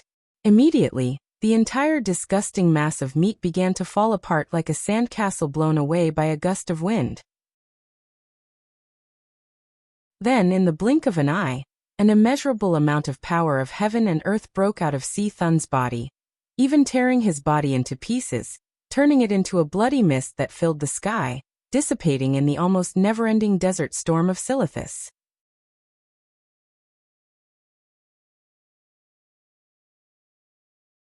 Chapter 1361. I, Duke Marcus, in my capacity as the Supreme Commander of the Alliance, declare. I, Sal, in my capacity as the Chief of the Horde, declare. 2 voices, in different languages, simultaneously synchronized in every magic communication channel, and broadcast on every magic loudspeaker. The cruel ancient evil god Si-Thun has been defeated by the combined forces of the dragons, the Alliance, and the Horde. The moment the 2 broadcasts stopped, there was a very brief silence, as if a god had come and zipped everyone's mouth, forbidding them from speaking. After a short pause, the gears of time began to turn again. In a flash, loud cheers erupted in every corner of Silithus at the same time. In the emotionless desert, it seemed that every grain of sand was instantly heated up by the enthusiasm of the people, and even the air was boiling. Ha ha ha ha. Dead. Dead. Who asked you to show off? What ancient god? To hell with it. Bah. Bastard, can you see it in heaven? I, your father, have avenged you. Who was laughing and celebrating? Who was crying sadly? The news of Thun's annihilation spread throughout Silithus in the shortest amount of time, as if it had grown wings. Then, through magic, it spread to Theramore and Orgrimmar, which were thousands of miles away. It crossed the endless sea and reached the Eastern Kingdom. Hundreds of thousands of allied soldiers shouted wildly, their tears and smiles mixed together, but it did not seem out of place at all. The Tauren carried the gnome on his neck, as if it was a normal thing. Orcs and humans put their arms around each other's shoulders. Trolls and dwarves looked at each other and danced. All the incredible things before the war happened at this moment. When Duque announced that the war was over and that hundreds of tons of wine would be shipped, the atmosphere reached its peak. Duque had long foreseen the fall of Thun, and under the premise of meeting the military needs, he secretly prepared a celebration ceremony. When hundreds of portals opened at the various gathering points of Silithus soldiers, when the tavern attendants were transferred over to push barrels of fine wine through the portals and open the barrels, letting the overflowing aroma of wine spread in all directions, not a single warrior could control himself. Don't push. Don't push. Line up. Even the Alliance tribe has a share. With the Holy Knights maintaining order and millions of gold coins opening the way, Thrall, who saw the scene in the magic mirror, was shocked by Duque's generosity. The scorching lava was erupting more than 10 steps away. But under the cover of the large ice base that Duque had constructed with the frost element, not a single bit of heat was transmitted to him. Instead, there was a faint chill, giving off a surreal feeling. Sal turned his head. Duque, did you foresee Thun's fall long ago? Duque pursed his lips. No. However, I think that at least if we fail and have to wait for death, we can still drink away our sorrows. Humph. I don't believe a single word you're saying now. Duque shrugged. Whether you believe it or not, I believe it myself. He had seen scoundrels before, but he had never seen such a scoundrel. Sal suddenly realized that his cultivation was not enough. Sal scratched his head and was about to say something when Watkins stopped him. As a great chief, once the battle was over, there would be a lot of things to do. At this time, Jaina came over, pulled on Duque's sleeve, and said in a voice that sounded like a dream, "Hey Duque, is Thun dead?" Duque raised his head, then twisted his slightly sore neck. Since the beginning of human civilization, we have always wanted to kill all the rats and cockroaches, but what happened? Jaina's face suddenly turned a little ugly. This result is terrible. Duque, however, shook his head and smiled. You missed a lot of things. From the point of view of the continuation of life, no existence can completely destroy a divine creature that can reproduce infinitely. Then, from the point of view of the gods, although Thun is not completely finished, it has completely lost its territory and foundation. In all senses, it is no different from being finished. It has already been eliminated from this multi-party game around planet Azeroth. Forget about reviving and coming back. It's still unknown whether the other ancient gods will let it go. Enzoth, Yogg-Saron, and the others were not good people. In the eyes of mortals, the defeated Thun had no value other than contributing equipment. In the eyes of the other ancient gods, Thun's remaining chaos divinity and divine spark fragments were the greatest treasure trove. Unfortunately, those things were also toxic to Duque, so he could only let those guys take advantage of them. As the greatest reflection of a god's characteristics, divinity had the deepest level of the gods will imprint, and was definitely the most troublesome. Although Duque could purify those divinities, it was extremely not cost-effective. This was like extracting beneficial substances from a pile of feces. In theory there were drops, but who would be willing to extract them? How much effort and energy would be wasted? This was a big problem in itself. As for the divine spark fragment, this thing was the upper limit of divine power that a god could contain. In theory it was also a good thing, but Duque still politely declined it, because the direction Thun was going was not in line with Duque's. A small corrosive element in Logia? What the hell was that? Duque did not need those things. What Duque really wanted was, suddenly, in the underground space that had been blown open, everyone felt an inexplicable throbbing. Whether it was the mortal heroes or the guardian dragons that were supposed to be high and mighty, they all raised their heads one by one. Suddenly, they felt that they had temporarily lost contact with the power that they were familiar with. What was reflected in their vision was a still world. The wind was still, and every grain of dust that was blown by the wind was still in a spinning position. There was neither the agitation of the elements, nor the passage of time. They watched the faint light of the sun pouring down from the hole in the dome, and it was a warm scene. The sudden sense of loss after losing their powers did not bring them panic. The biggest reason was that a sense of tranquility and warmth filled their hearts. That was the feeling of a mother. The next moment, time seemed to flow again. Everything in the world seemed to be in high spirits because of the arrival of a will. To be precise, it was not a single will.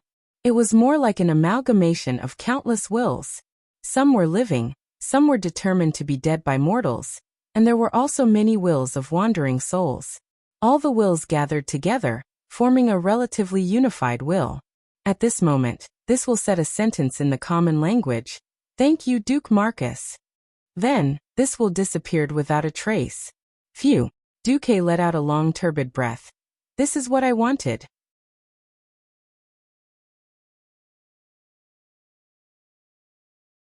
Chapter 1362. What kind of existence was a planet's will, or commonly known as a star soul? This was a very general topic, and no one could explain it clearly. Duque had read countless ancient books in Karazhan, but there were not many records about the planet's will. Obviously, it was not the only case that planet Azeroth had a will. In some cases, the planet only had a very vague concept of survival. However, Duque noticed that there were traces of a star soul on a planet that Medivh had personally set foot on. Unfortunately, that star soul had been defeated and perished in the face of the Burning Legion's invasion. The most crucial part of this record was that at the last moment, the star soul had fought for survival, or perhaps it was for the most thorough resistance. It did something that seemed exaggerated, but Duque felt was reasonable. The star soul had bet everything on a mortal hero. That guy was like a lottery jackpot, obtaining a full set of luxurious equipment, including 3 middle-grade artifacts, in just a week. Then that guy became the Otherworld's version of Long Outyin, forming an army of 1 million people in a month to fight against the Burning Legion. Unfortunately, it was unknown whether the Star Soul itself was too weak, or that the Otherworld's Long Outyin was not talented enough. Anyway, after that guy killed 2 high-level Void Lords in one go, Archimonde directly attacked and smashed him into pieces. A vigorous war of resistance also ended with the victory of evil. Planet Azeroth was valued by the Pantheon, and there was definitely a reason why the Titan boss Amonthul did not hesitate to let those blind ancient gods go to protect planet Azeroth. Perhaps if Duque had transmigrated a little later, he would have known about this history in the later versions of the game. The problem was that there were no ifs in this world. One day, Duque's brain would run out of information about transmigrators. Then, when faced with an unknown fate, the best choice was to strengthen himself. Duque did not know if the planet's will would reward him for helping planet Azeroth kill Thun, or how much it would give him. At the very least, it would be good to have a good impression of the planet's will. What if it gets excited or anxious, and wants to find some demigod hero to pass on his peerless skills to me, Duque? I don't mind being Du Outyin. Of course, as a transmigrator and a newly advanced demigod with a brain, Duque would never put all his eggs in one basket. If it really did turn over, it would be a complete loss. There was no need to deliberately curry favor with the will of planet Azeroth. It would be good if there were benefits, but there was nothing to complain about if there were no benefits. After all, the path of the gods was basically a dark path. Thun and the other ancient gods were so powerful, but didn't they still fall, get sealed and get beaten up? The seemingly omnipotent titans of the Pantheon Palace, who claimed to be eternal, were also killed to the point where not even their seeds were left. In the original history, the mortal heroes of Azeroth had a final battle with the resurrected Sargeras. It could be foreseen that the resurrected Sargeras would have an almost invincible divine power. This Sargeras would even be at his peak. Blindly focusing on the path of the titans of the Pantheon Palace would not be able to defeat such a Sargeras. Duque pondered for a long time before he figured out a truth. Now, the various powers that the mortal heroes of Azeroth had mastered, such as the anger of the warriors, the energy of the thieves, and the magic of the pharaoh. From another perspective, this was also a microcosm of the laws and territories mastered by the higher-level masters. Perhaps the two of them had always been one. Taking the Burning Legion as an example, they basically deduced the power of shadow and fire from dark energy. On this basis, the Eridar warlocks appeared, and then there were the so-called Death Knights and Demon Hunters and other branches. If one used the weak and one-sided power system mastered by mortals to work backwards, they might eventually be able to trace back to the origin of the power of this universe. From Duque's point of view, this was the most reliable and practical path to the pinnacle of power. This path seemed to take the longest detour, but it was the most dependable, and one would not be fooled by the so-called predecessors. It was a pity that the way to embark on this path was to keep trying. Just like the scientists before he transmigrated, they would constantly face failure in almost endless attempts, and then learn from each setback, constantly perfecting themselves, and finally open the door to the pinnacle of power in the universe. To find such a key in this vast universe was not a chore that could be described with the word difficult. To be honest, even Duque himself was not confident that he would succeed. But he could already predict what the future would be like. Either he could directly surpass the limits of the world, dismantle the distorted void, and beat up Sargeras. Or, actually, the upper limit of the power system of Azeroth was very high. Even if it did not work out, he could go with the flow and convince Xing Hun to release the upper limit of power in advance, and nurture a large number of demigods in advance. At that time, a large number of demigods would be wearing full sets of divine equipment.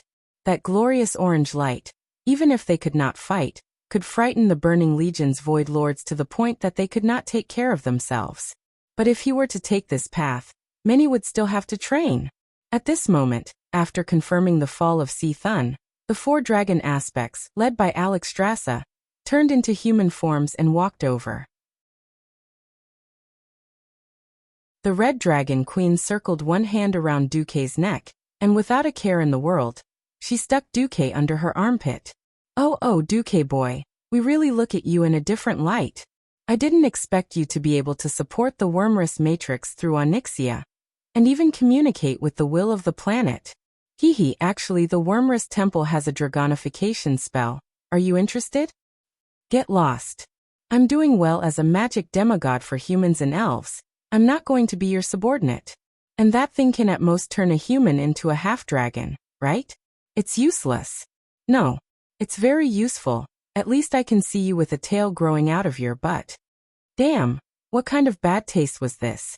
Alright, seeing that Alexstrasza had used the dragon's peak to stare at his face, he felt quite good, so a gentleman like Duque decided to bear with it. Thank you again, Duque. Isra came up and politely bowed to Duque. You're welcome. If you could control the more radical druids, I would be very grateful. Duque glanced at Fandral Staghelm, who had been acting like a bystander throughout the entire process. Since Tyrande was unwilling to attack this fellow, Duque could not directly attack him. But Duque was quite willing to give Fandral some trouble. I will. Although Isra did not quite understand, he still agreed.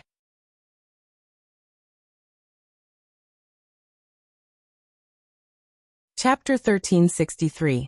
According to the knowledge of the Night Elf Druids, the Druid doctrine originated from the demigod Cenarius. The forest demigod Cenarius was the embodiment of the natural life essence of Azeroth.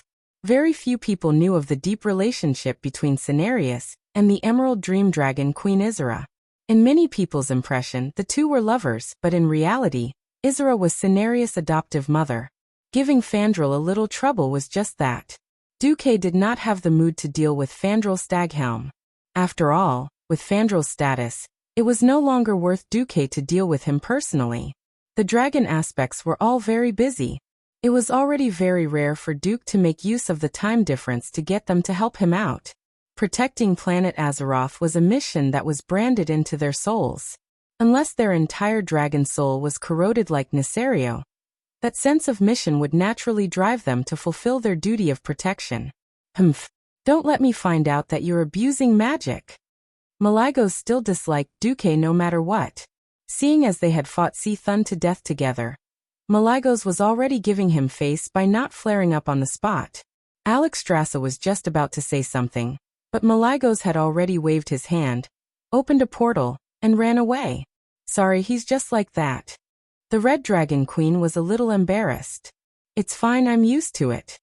Duque looked in the direction where Malygos had disappeared and took a deep look. The second to run was the Bronze Dragon King. I'll look for you if there's anything. Yes, if you collect those bugs, remember to take care of them. If they run to the Tanaris Desert again, I'll hold you accountable. Nozdormu was very straightforward. He turned into a cloud of yellow sand and disappeared in the open space. This time, Duque touched his nose a little embarrassed. Duque noticed that in the system notification, there was a message about the Karaji twin emperors looking for him. In the fierce battle with Thun just now, Duque naturally eliminated all factors that would interfere with his battle. The affairs of the magic net were all handed over to Karthika. Everything else was even more, don't look for me if there's anything, and don't look for me if there's nothing. Now that a bunch of deities were pulling him aside to talk, he had no time to care about them. The remaining 2 female dragon aspects were easy to talk to. Duque, I really have to thank you this time. Isra, with her eyes closed, gave Duque the impression that she was a gentle girl no matter when he looked at her. Of course, in reality, Isra wasn't that weak. Duque suddenly thought of something. It was a scene that should have happened in history, but did not happen in this world. That's right. What's up with the 4 guardians of the Emerald Dream, Laythorn, Amalise, Taylor and Isidri recently? Duque seemed to mention something that made no sense. Isra tilted his head and showed a curious expression. That's strange.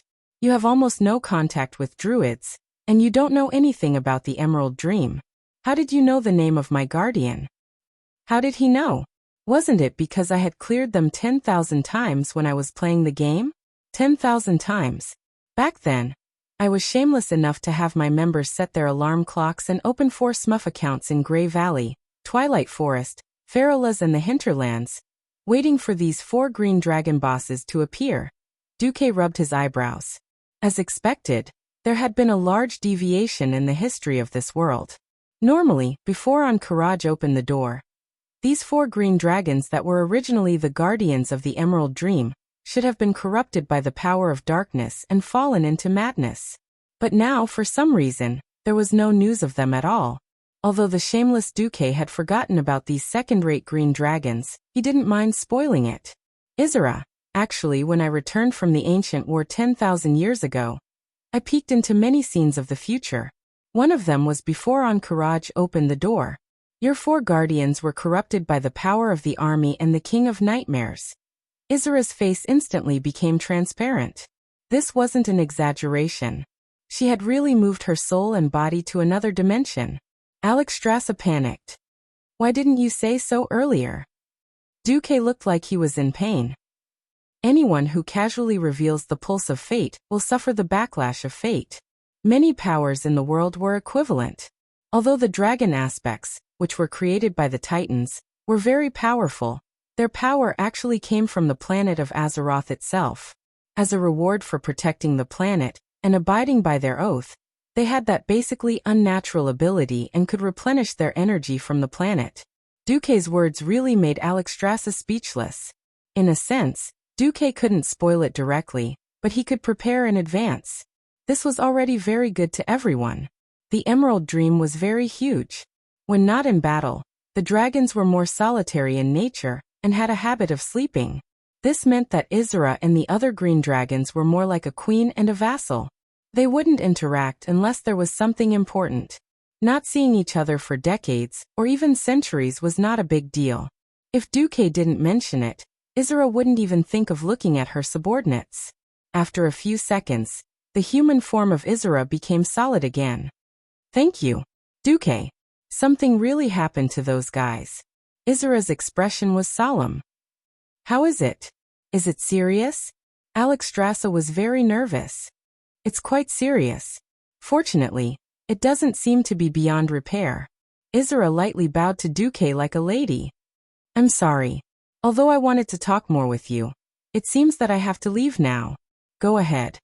Duque nodded. Leave the void battlefield to us. Her big sister patted her chest. If I'm not here. Isra was a little hesitant. What? Don't we still have 4 guardian dragons? Alexstrasza directly grabbed Onyxia, who was trying to retreat, like an eagle grabbing a chick. Mistress, I've bled for you, I've blocked a knife for you, I've been your mount, you can't ignore me like this. Onyxia's plaintive voice was truly frightening and could make anyone who heard it cry. If one didn't know the reason, they would really think that Duque was some scumbag who played with a girl's body and mind, and then heartlessly abandoned her. Damn it. I'm asking you to be a guardian dragon for a while, not to die. Duque flew up without hesitation and kicked Onyxia away. Yo, little female dragon, I think you still need to be taught a lesson. In the Pentashade dragon tribe, no one dares to ignore me. That wasn't a request just now, it was an order. Oh no.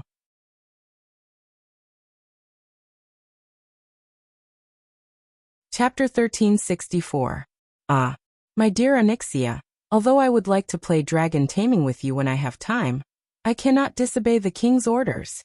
Have a safe journey, dear. Duque heartlessly waved goodbye, which made Onyxia break down. She asked directly through the soul connection. That tearful voice would break even the most cold-hearted person's heart. Master, my dear master, are you really so heartless? After I became your mount, I have never rebelled. I have always done my best to complete the tasks you give me. For so long, even if I don't have any merits, I have worked hard. Are you really willing to let me go to that damned place with no gold, no treasure, and nothing but broken stones and endless demons? Am I just a thug and a plaything that you can throw away when you are tired of playing with me? As Onyxia struggled, she revealed the Dragon's Valley, intentionally or unintentionally. Duque swallowed his saliva and said slowly through the soul connection, when you come back, you will see a dragon bed made of pure gold and karazhan, specially made for you to sleep on.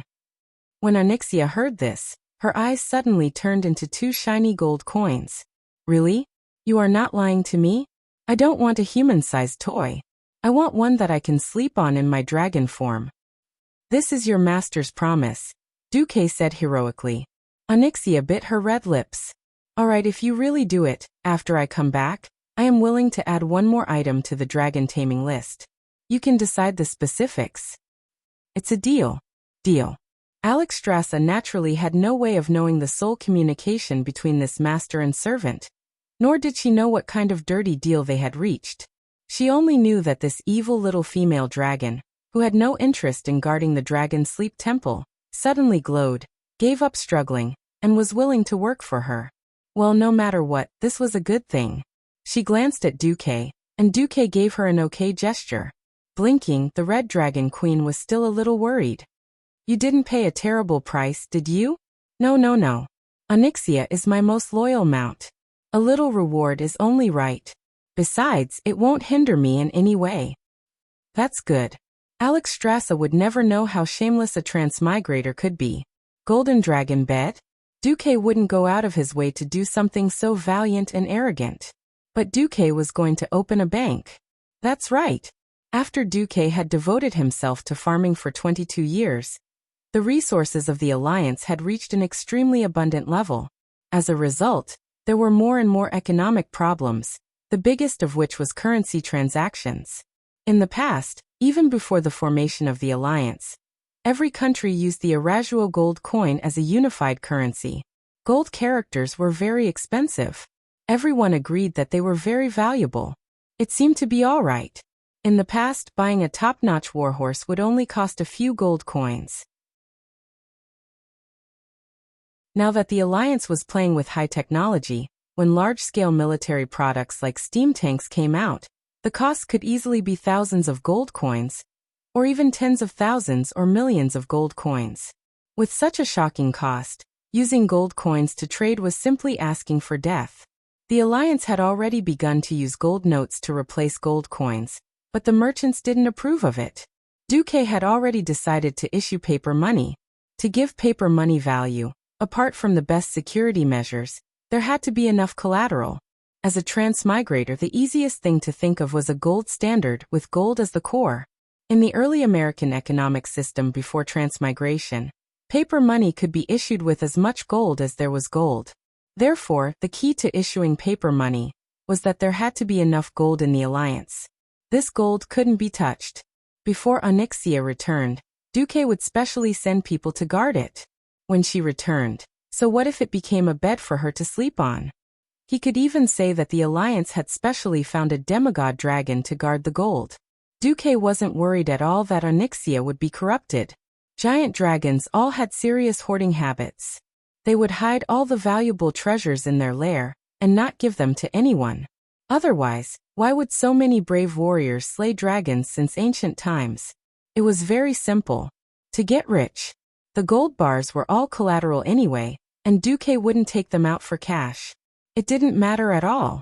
Moreover, from the beginning to the end, Duque had never once said, "I will give you all the gold." As for the security and exchange of paper money, that was even simpler. As a demigod of the weave, Duque himself had the most profound magic in the world. He could design a barcode on the paper money. As long as a simple money detector was placed in a place where the weave could reach, it would immediately be able to identify the authenticity of any paper money.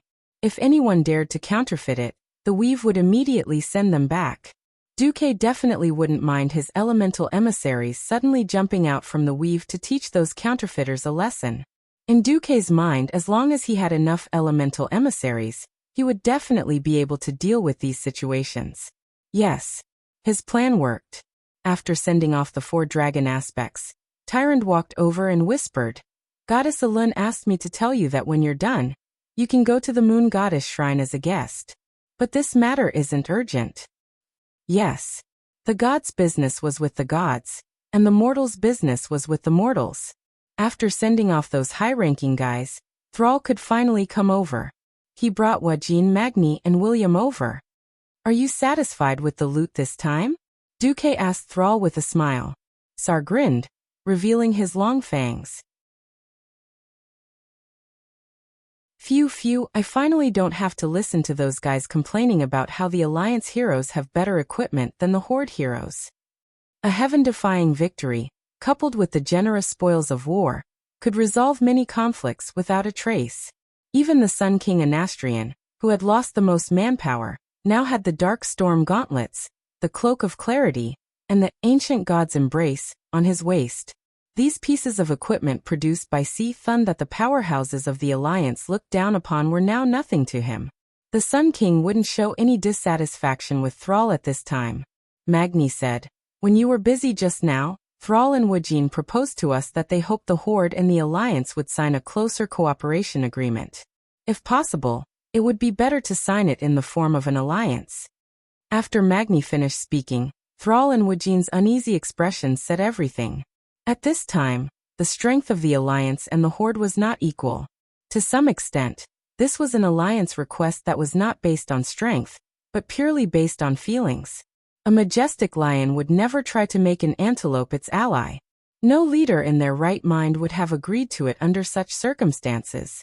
Unexpectedly, Duke nodded. "It's not a big problem. As for the specific details, let the people below discuss it."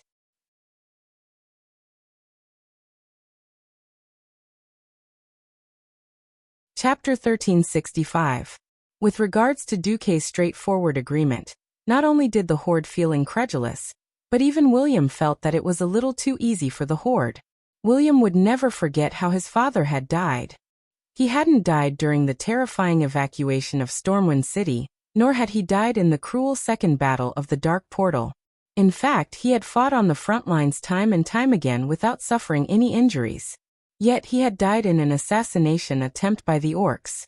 As someone who had experienced the first and second battle of the Dark Portal, Duque should have hated the Orcs the most. Why had Duque agreed? Was it too hasty? Or was it purely emotional? William didn't speak. He was a king and a strong man. However, When placed in the entire alliance, he was lacking in terms of strength, experience, knowledge, and judgment. Unlike the William in history who had to stand up and carry the flag, the current William still had Duque to protect him from the wind and rain.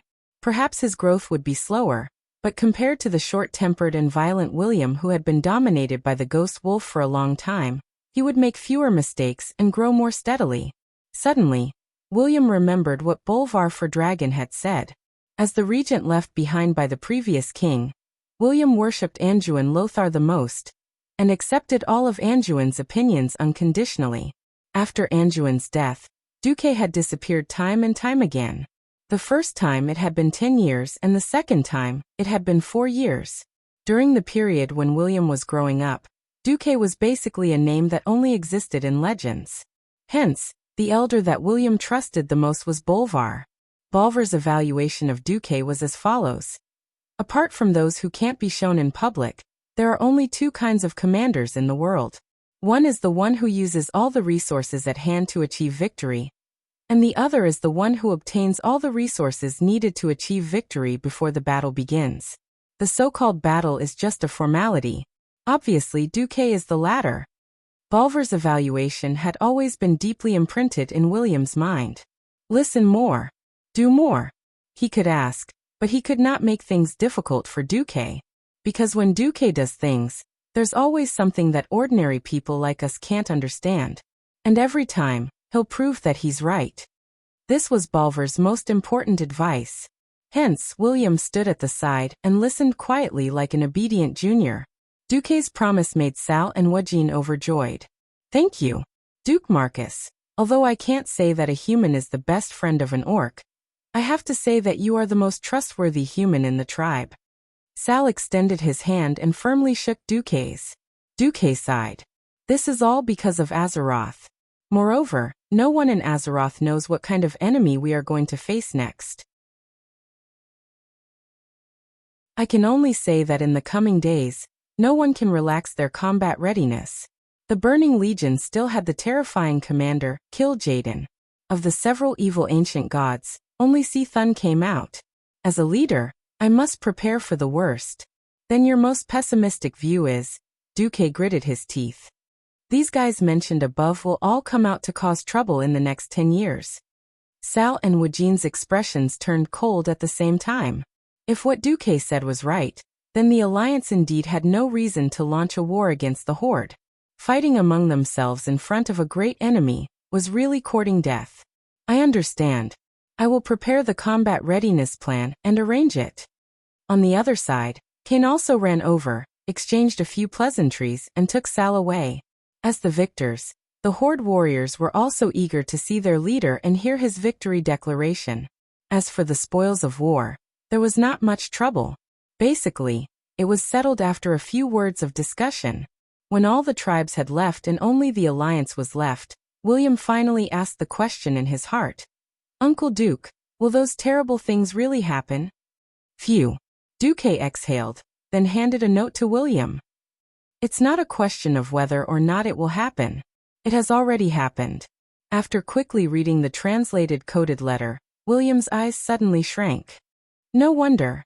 No wonder when you finished fighting Hacker and wanted to pull the troops over to Kalimdor, I stopped you in Stormwind City on the grounds of insufficient transport capacity. Duque smiled. In this Battle of Silithus, the soldiers sent by the Alliance were mainly dwarves and gnomes, and they forcefully bombarded the battlefield. There were not many infantry soldiers, and they were basically second-tier legions. None of the famous Scarlet Cross Legion or Griffin Legion came. Anyway, on the Alliance's side, there were orcs and taurens on foot, trolls and night elves on long range, and the forgotten mages on the mages' side. It was completely enough. In the face of a great enemy, no one played any tricks. The result was naturally a happy one. Who would have thought that Duque had already secretly detained the main force, ready to send them all to the Dark Portal at any time? Everything was based on one name, Draenor. It was also commonly known as the Outland. Now the situation there had already undergone major changes. After Illidan's Stormrage was defeated by Arthas, who had yet to become a Lich King, he ran to the Outland to cause trouble, just like in history. However, in this life, he did not have Kael, that's as an accomplice. There was no Kaizi, who was now officially appointed by the Alliance as the leader of the Outland Dispatch Army.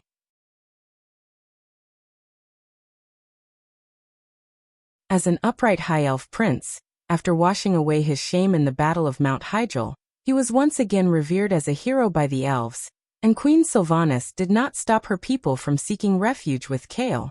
That's the biggest difference from the original history was that Kaizi should have led the Blood Elves to beat the bitter Draenei like dogs, and even occupied their old nest in Draenor, the Storm.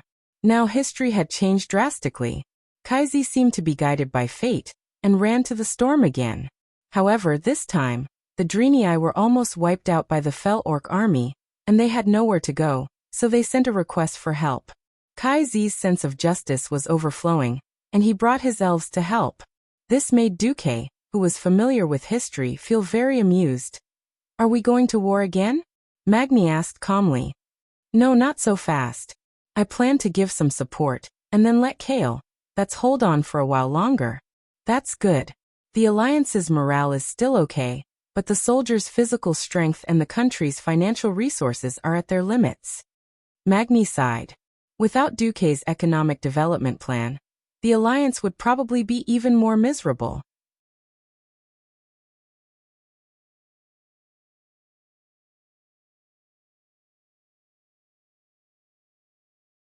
Chapter 1366. It was fine to fight the war to defend the country. That was a war where even if they lost their pants, they wouldn't even frown. But suddenly, in order to kill evil, they had to travel across the galaxy and send a larger army to another world.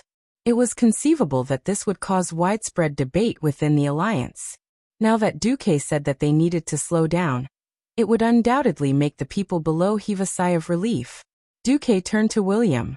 "You just wanted to ask me why I want to form an alliance with the Horde, right?" "Yes. That's right. May I ask whose territory is Draenor?" Everyone heard this and immediately understood.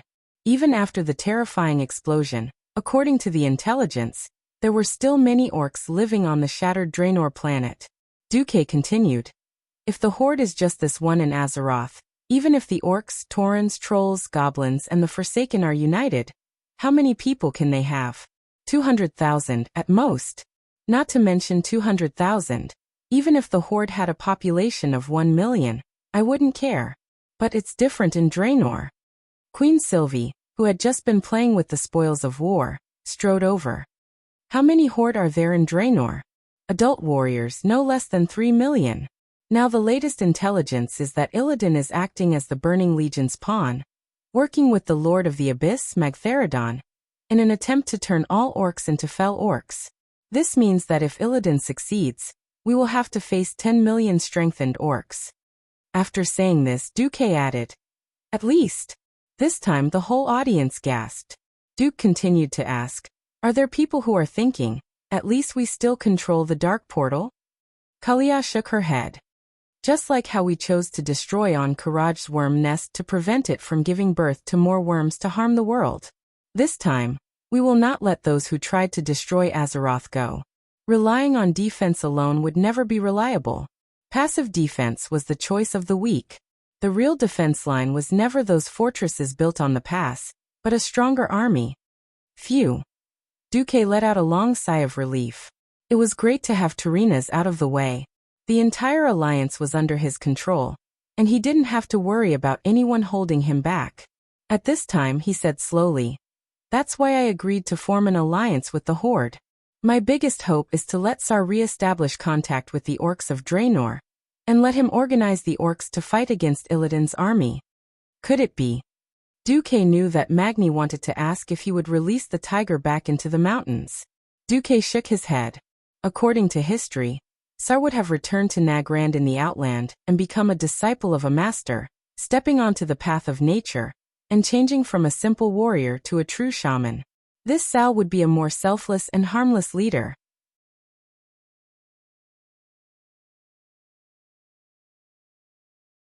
The Beastmen aren't the only powers in the Outer Realms. I have ordered Kael that's to deal with the race that calls itself the Draenei. If possible, I hope to absorb the Draenei into the Alliance, because these Draenei believe in the path of the Holy Light, just like us. At this point, Duque lightly hammered Theon's breastplate with his fist. Among the many races in Azeroth, the dwarves, gnomes, and elves mostly formed an alliance with the humans because of benefits. The Draenei, on the other hand, joined the alliance because of their religion and ideals. In Duque's eyes, the Draenei joining the alliance was a matter of course. Moreover, the leader of the Draenei was Valen. The respectable Valen was also known as the Immortal. He had witnessed the destruction of countless worlds by the hands of the Burning Legion, and was one of the few people who could remember all of these worlds. Valen's origins were unknown, but in his hometown Argus he was once a respectable leader. 25,000 years ago, the Dark Titan Sargeras had promised the people of Velan infinite power, but he had wisely rejected it. He foresaw that accepting this power would bring endless disasters. However, the other two leaders of Eredar, Kil'jaeden and Archimonde, agreed to Sargeras's deal. Valen realized that he no longer had a place in Argus. He and his brave followers rebelled against the Dark Titan, and with the help of the mysterious holy light creature, Naru, escaped Argus. These brave exiles began to call themselves the Draenei, or the Exiles. Who knew that Kil'jaeden, who had surrendered to Sargeras, had been organizing a demon army in the past 25,000 years, not letting these Draenei go. Valen fought with the demon army for thousands of years, until he led his people to the world where the barbaric beastmen lived. This became the refuge of this group of wanderers. They named this new world Draenor. By the way, the beastmen didn't recognize the name Draenor. Basically, they would only call their homeland our world.